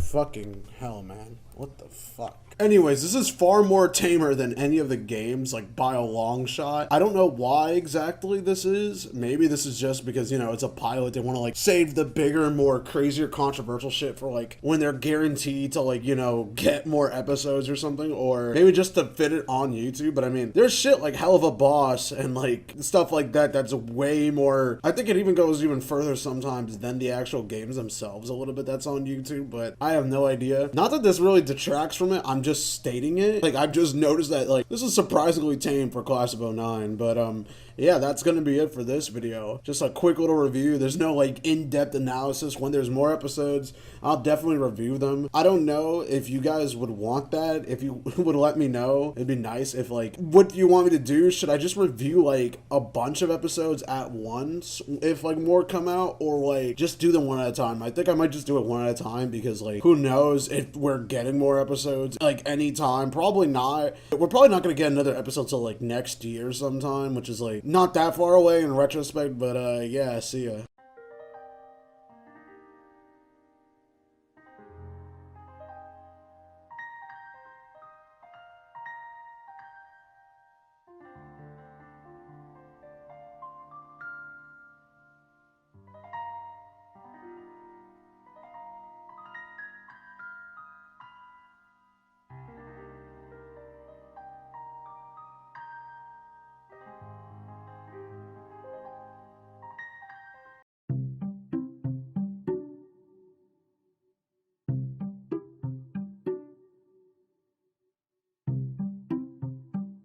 The Hat Man is one of the most powerful entities to actually exist within the realm of Class of '09. One of the only supernatural threats in the entire series. The Shinigami that escaped the Shadow Realm and is a being of pure negative hate and darkness. He's actually a multi-dimensional being as well, escaping from the real world into the world of Class of '09. Borderline unstoppable because he's literally a shadow being that you can't like physically interact with. So there's nothing you can do. Even if you tell people about it, you're probably too fucked up to even tell people what's going on, and they won't even believe you anyway because they can't see him. And like I said, he can't be physically damaged because he has no form to damage. The main ability is psychologically going into your head and making you want to kill yourself, which is a pretty scary ability. It just shows the extent of his power, how much emotional control he has over you to make you want to kill yourself. However, he does have a few weaknesses. For example, you need to be fucked up on drugs. It may seem like an easy solution to not do drugs, but this is Class of '09, and it's basically a requirement that you need to be fucked up on something. 2, he seems like a pretty chill dude, to be honest. All you have to really do is talk him down. Jekka was able to defeat him in her weakest state in the series, or at least one of her weakest states in the series. However, this was only a chance encounter, as we don't know his full extent of his powers. We only see Jekka interact with the Hat Man.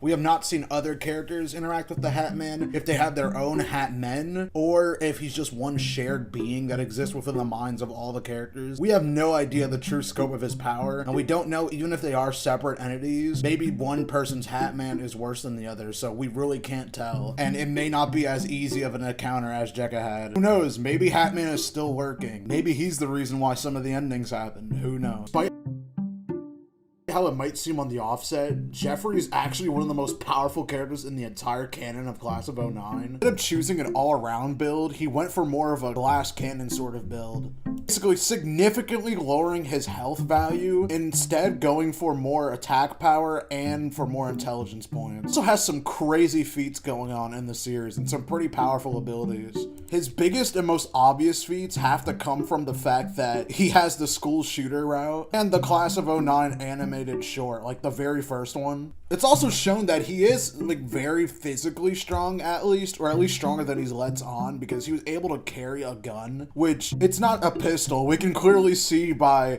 the aftermath of the school shooter route just how much damage was actually done. Now, we don't see that anybody is alive, but that's way more blood for it to be one person. But we have another way of knowing about this. If we look to the original anime short, we know that it happened sometime during the school shooter route. You can actually hear him firing shots and killing people. If we take every gunshot to mean a kill, he has a staggering 14 kills. If we take every gunshot to mean that that is someone who has been killed by Jeffrey. It's absolutely insane and gives him the record for the highest amount of kills in the entire series. Other characters have killed people, or well, technically have gotten others killed, but these are the most direct kills ever in this series history and the highest kill count. There's only one character that can possibly rival this, but we'll get to them later. He also has some passive ability when it comes to authority figures. Mainly teachers usually take his side, probably because he's just like one of the actual, like, at least when it comes to being academic, one of the nicest or best students, I should say, in the series, being the only one that actually takes school semi-seriously. You can really see this in the form of whenever he gets in trouble or causes some sort of trouble, usually a teacher takes his side. Mainly Miss Lynn are the main examples I could think of where Miss Lynn will actually defend him. I have no idea why. Like I said, I think because he just gets bullied all the time, so it kind of makes sense. Also, that one time where, I forgot what the teacher is, but the teacher opens up to him of all characters, and then Nicole basically like finds out from Jeffrey, and then yeah. I don't remember how exactly like to describe it, but that's the only way I could. However, despite him having this many kills and actually being stronger than you think, he is, like I said, a very weak character, so even just one character alone can take him out very easily. He's not always armed with a gun, so like I said, you could just physically like push him over and he'll just probably die instantly. Like there's not really much he can do like in a physical fight without a weapon. Also, because he's just a fucking loser who craves female interaction, he literally gets destroyed by any female character, especially because every female character in this game is basically equipped with the Black Widow perk, basically allowing them to do 10 plus more damage to any male opponents. Very susceptible to getting charmed by female characters, so like if you're a girl, you literally could just show him any attention and easily manipulate him. We see this mainly with just Nicole getting him killed in Shit Side, and numerous other examples. Another one being Nicole like manipulating him into basically just doing all of her homework for her and making her valedictorian. Yeah, he's definitely a top tier character, but it's very dependent on the meta.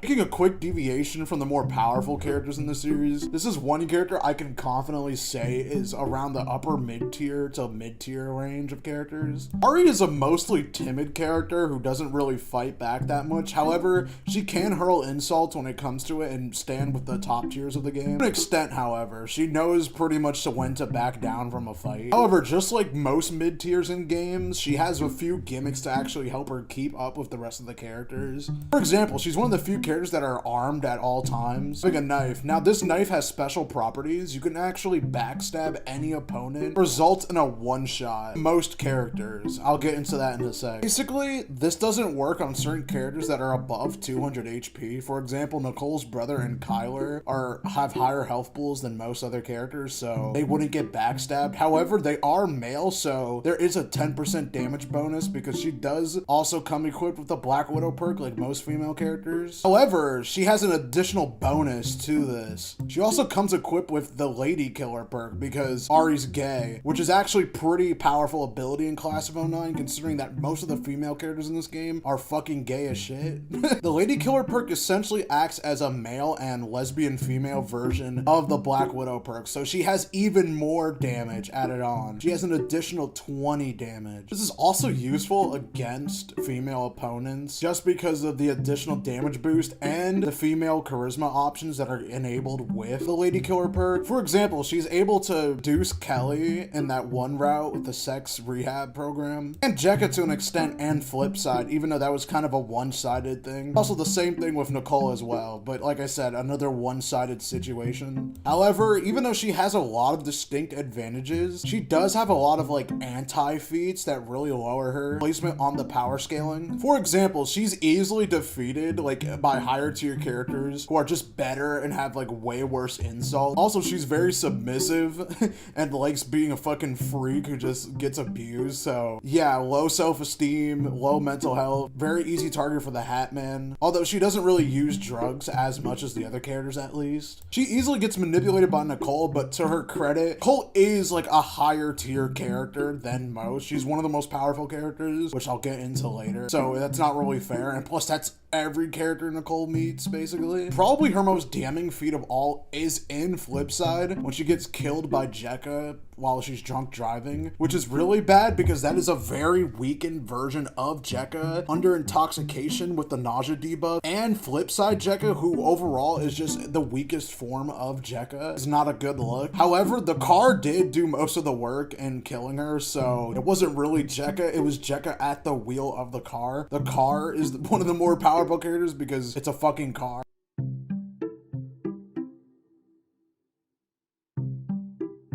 Unfortunately for her, Karen is a very, very weak low tier character.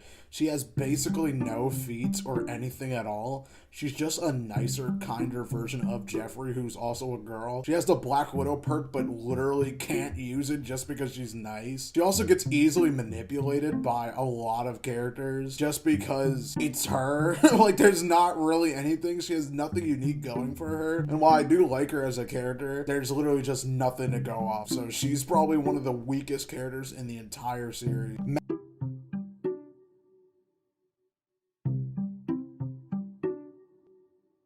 Megan is one of the most true definitions of a mid-tier character when it comes to the Class of 09 power scaling universe. I mean, overall, she does have high intelligence, which, I mean, doesn't really mean much when you're dealing with the Class of 09 cast in the first place. This does mean, however, she has, like, really good standing with a lot of authority figures and teachers in the Class of 09 universe, similar to how Jeffrey has it, to be honest. The main example of this is in her own route when she becomes the, like, substitute teacher for the drama class. The re-up route where Nicole is homeless, she actually almost gets her in trouble with the teacher and has him immediately flip to her side of the story. She can also sling insults with some of the higher tier characters in the verse, like Nicole and Emily, when she really wants to. Like, she won't back down from a fight easily. However, you just have to, like, mentally destroy her. That's the only way you can really beat her in this. Basically, characters like Nicole can easily destroy her when it comes to, like, just really, like, getting under her skin and, like, fully making her shut down. That's the only way of really beating her.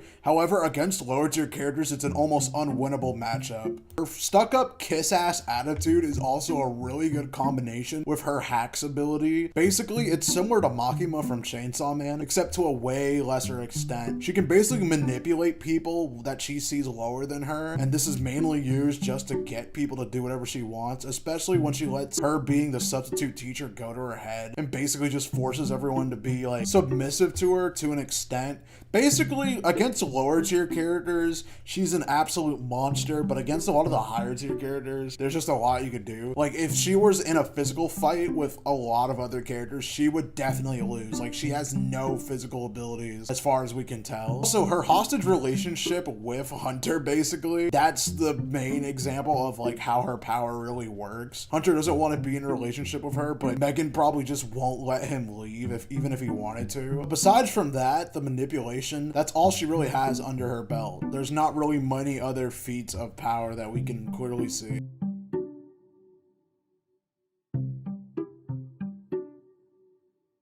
it back around to one of the heaviest hitters in the entire verse, we have Emily. I think it goes without saying that Emily is definitely one of, if not a contender for the strongest class of 09 character. She is 100% without a doubt the most violent character. Like, she choked out Kelly into the point of her passing out. She's literally in a relationship with a member of a violent gang. She's destroyed her ex-boyfriend's car by setting it on fire. Speaking of her whole boyfriend being a member of a gang thing, that means she has gang affiliations as well. She may even be part of the gang, although it's never really elaborated, and I don't think so, at least. Considering that she's not part of the Mexican gang, I don't think so, because she's white. I don't think that's how that works, but she does have affiliations and has probably been around gang members before. She also has an insane temper due to her, like, bipolar and other mental issues. Most characters are just outright scared of her because she is just that wild, even by class of 09 standards.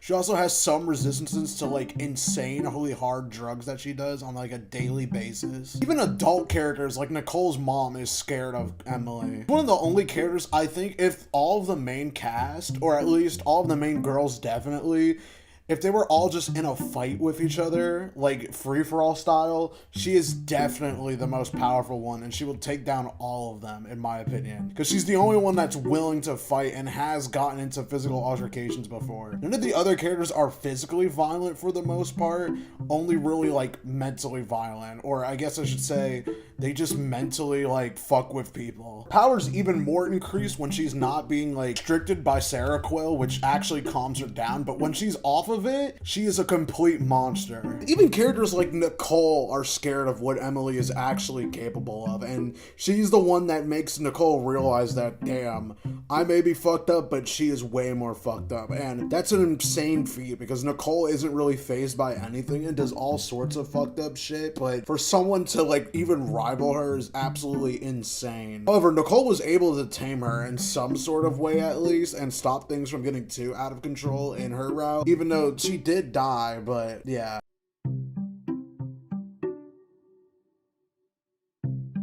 Mr. White is a very powerful character that I think is severely underrated in the class of 09 meta. Also, please don't click off the video, bruh. The reason I say this is because, well, first of all, just side tangent, I don't know why the first game was so obsessed with this fucking character. Like, he had, like, what, like 4 routes dedicated to him?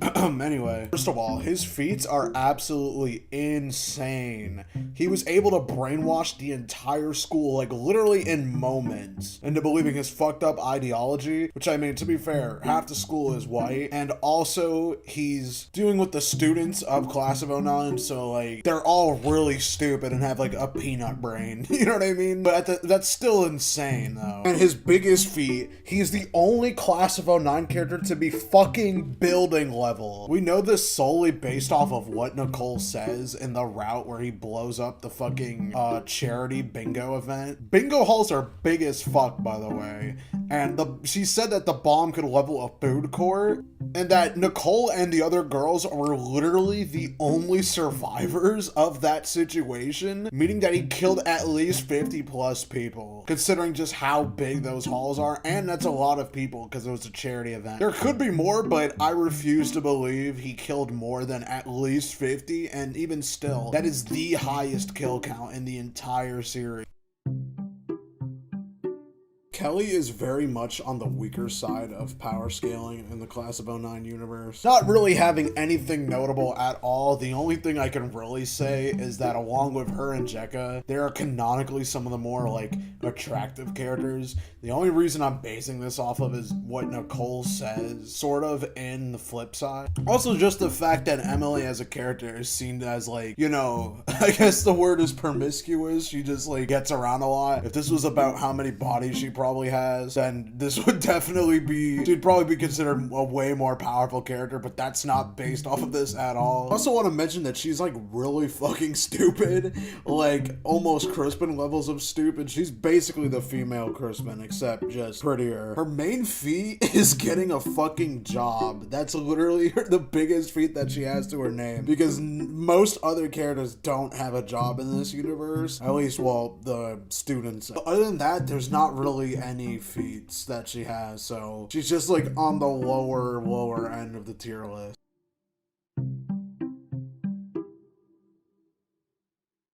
series. Well, we finally reached these two, the stars of the show. They're Ryu and Ken of Class of '09, Jekka and Nicole. They're very similar, but very different. But let's talk about Jekka first, because I like her more. I don't know. First, we're going to be talking about her base form, which consists of the first game and re-up. If it wasn't clear already, she's a very powerful character. She's almost on par with Nicole. However, I would say she's a little bit weaker. I'll get into her weaknesses in a second. She basically has most of what you would want out of like a really powerful Class of '09 character. You know, the manipulation, the insults, just the amount of like situations and shit she's just able to get away with, because she's literally one of the prettiest characters in the series. Like, canonically, it's stated in Flipside to be the case. However, there are weaknesses that like Jekka has over Nicole. Basically, it's mainly just her actual, like, her having empathy for others and like compassion for humanity,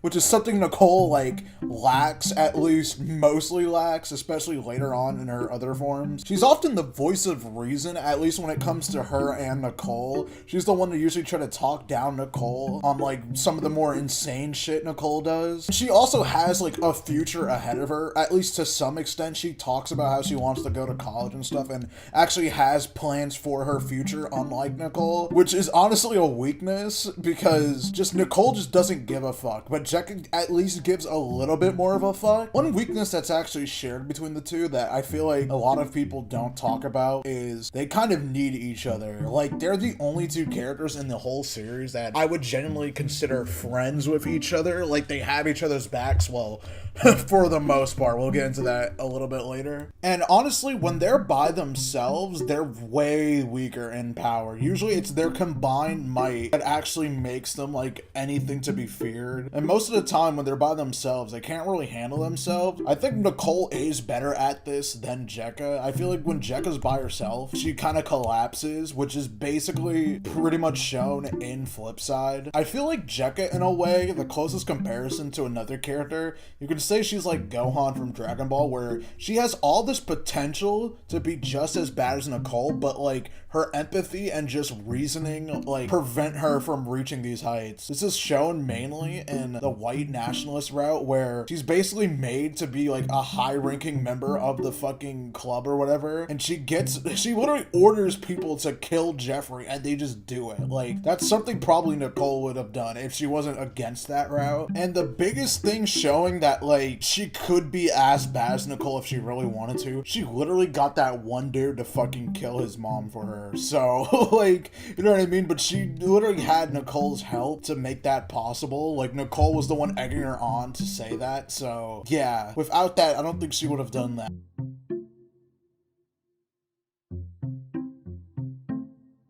It's actually insane how far a character has fallen from a tier list. Remember literally everything I just said about Jekka? Well, Flipside Jekka is actually, it's a fucking power down compared to like a power up. This is a different form. This is a weakened form. I've never seen this. So basically, she's just not confident, gets in like way horrible, worse situations, can't really fight back against anybody, gets shit on the entire game. She was once powerful and confident master manipulator. No, she's literally just, she's the one getting manipulated in this game, especially by Nicole, who in this game takes on her most powerful form, as opposed to Jekka, who takes on her weakest form in this game.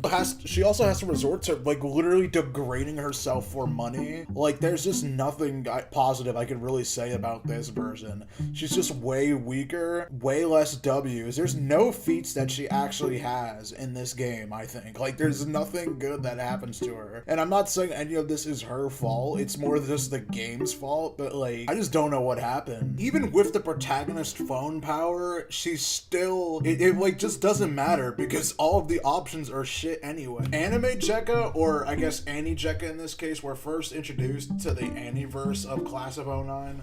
Which I'm not going to do every Annieverse character just because half of them are like literally the same character. The only ones I'm going to be talking about are Nicole and Jekka, just because they are, I think, different enough to be considered different characters and have their own like feats or whatnot. Now take this into consideration that the Aniverse is still unexplored. We don't know how limited, vast in scope it is when we only have this one pilot to really go off of. But as just like going off of this pilot, right? She's just a little ball of hatred. That's the only thing I can see. Jekka in this is like really angry, stubborn, and determined. But she's not that powerful in my opinion. Like she doesn't really do anything that makes her better or worse than what she does in the games, honestly. I guess she is just more like I said, determined and angrier. I feel like she gets pissed off way too easily about the whole like burrito thing. Like I feel like Nicole would probably try to do some shit like this, like with the whole protesting thing. Meanwhile, Nicole in this is like really docile and like doesn't really like, she doesn't really do shit in this actually, now that I'm thinking about it. Like she's way more like subdued, which is weird. Like I feel like these characters got swapped around for some reason, especially just in this pilot episode. But yeah, as for Jekka, there's not really much. I think she's weaker than her flip side appearance, but like stronger as well. I think she's like weaker than the game version, I should say, by a lot. But I think she's just still like a mid-tier character, at least this incarnation. Finally made it to the star of the show, the big protagonist of the series, and one of the most powerful characters in the entire series, full stop. Alright, this is gonna be a big one, so let me just get into it. Nicole in her base form, flip side slash just the original games Nicole. As mentioned before, her and Jekka have pretty similar stats. However, Nicole just beats Jekka out just barely by a little bit. However, the main reason for this is just like I said, Jekka has some empathy, some goal, something, you know what I mean?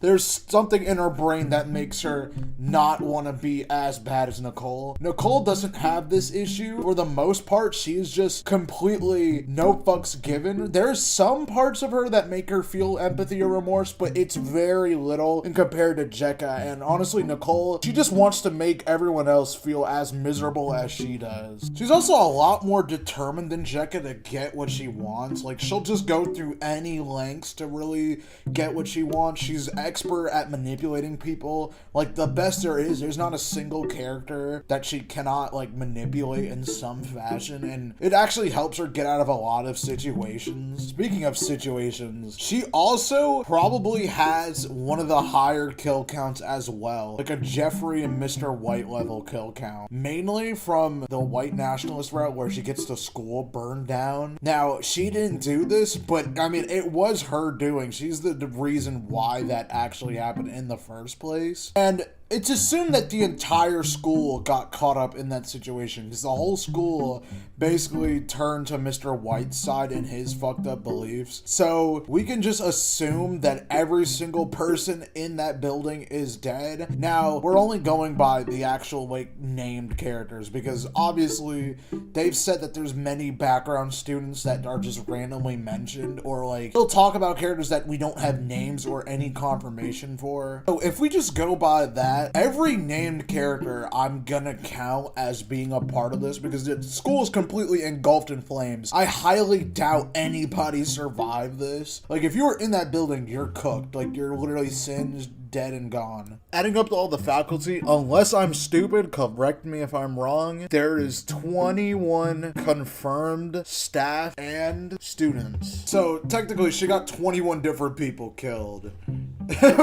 Which I mean, that's probably just the highest amount, and I mean, to be fair, it was just a terrorist group that really did the damage, but I mean, we could also include the Jeffrey shit, but there's a difference. Jeffrey, we know he directly killed those people. That is him. That's his doing. Even though Nicole was the inciting incident, he definitely did it.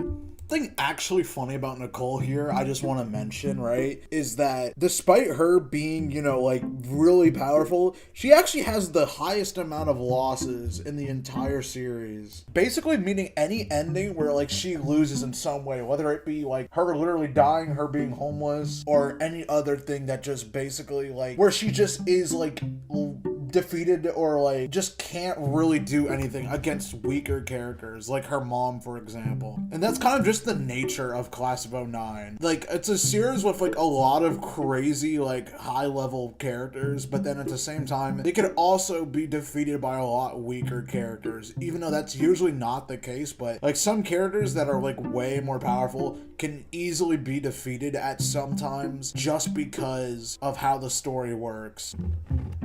Two final things I want to say about Nicole before we move on to her other counterparts. Apparently she has some sort of like fourth wall awareness / acknowledgement. Basically, at the start of the first game and the second game respectively, she acknowledges the player / God's existence. So like she knows that this is a game to some extent. Now what this really does, there's not really anything, but it's just something I wanted to point out. Or at least that would be the case if there was not for one big major thing. You know how the game is in a choose your own adventure style, you know, it's a visual novel. You just pick the action and it happens. What if I told you that this is actually an ability? This is Nicole's ability. She can choose what happens to her throughout the course of the game. This is completely of her own choosing. It's actually a stand ability. The ability is called Mechanical Animals, and it basically, after her father killed herself, it manifested within her phone.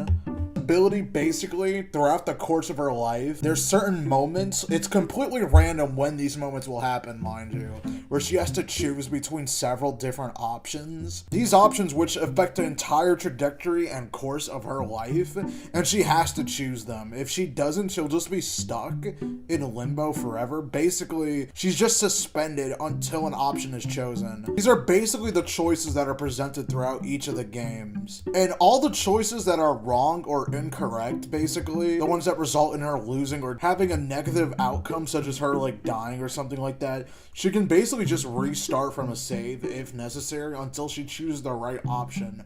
However, like I said, after these choices are made, whatever happens afterwards is completely random. There will be more choices and she's just forced to live with this for the rest of her life, basically. Like, just at random moments, things will happen that she has to keep, like, choosing options. And there's basically just no free will at this point. Like, there's some free will to some extent, but she's just forced to live out these options forever. Basically, her life is just one big trial and error until she finds the correct choice, but who knows how many times she has to repeat this. Now you're probably wondering, what happens to all of the quote-unquote incorrect routes? Like, where do they go? Did they just never happen? Do they get erased? No, they're actually made into alternate universes. There are only 3 main ones that we know of: the main universe, Anniverse, and the flip side universe, which perfectly leads into the next version of Nicole.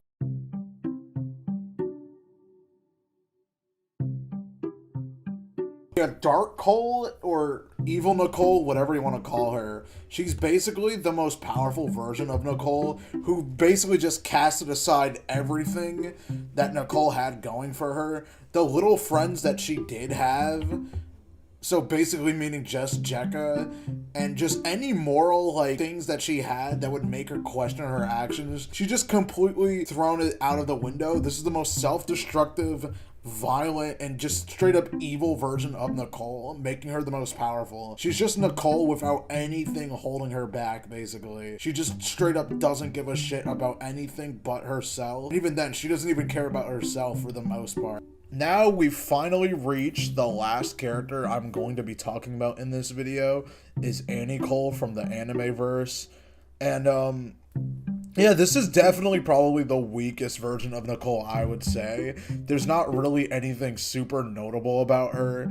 She's a lot more passive and reserved as opposed to the other versions of Nicole. She doesn't really do much in this, to be honest. Like I said before, Jekka just basically does most of the heavy lifting in the pilot. Like, she's more important and she's more aggressive and out there than just, like, I guess just Nicole is in this pilot. But other than that, I don't know, she looks nice. I like her design probably the most out of all of the other anime versions of the characters. She's still, I'd say, like, I have no clue actually, maybe C tier? I have no clue like what this version of Nicole, like, what's the power level? Obviously she's not hanging out with the other two at the top, but I don't know. Anyways, that's gonna be it for the Class of 09 power scaling tier list. You're probably wondering, where are some of the other characters?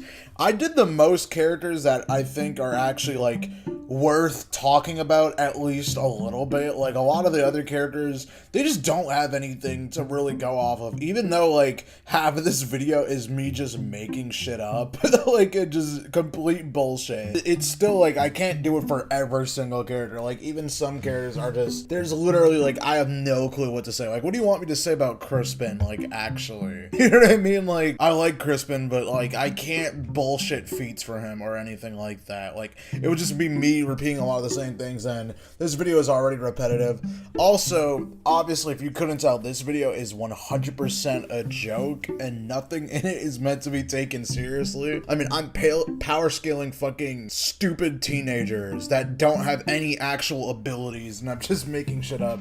I just thought this would be a funny video, and a fitting way to just, like, end this series, because now I am officially done with this series on my channel, because basically, I just ran out of things to say. I mean, like I said, I just bullshitted for 30 minutes straight. I mean, I don't know what else you want me to say with this series. Maybe if the anime actually gets fully picked up and a full season's worth is out, I'll review it when that's out. But probably not. Like, I think I'm ready to just move on with it from this series, even though it's brought me a lot of support, and I thank you all for that. Anyone who's checked out my video specifically for Class of 09. But, yeah, that's really gonna be it, and, see you guys later. Also, this is a parody. I just want to say one more thing, actually. This is just a parody of Soundsmith, the TF2 YouTuber, and his weapon stereotype videos. Like, the music and everything, and the whole idea kind of just belongs to him, and this is obviously just a parody of that style. Hey, what is going on, webheads? Roundaway here, and yeah,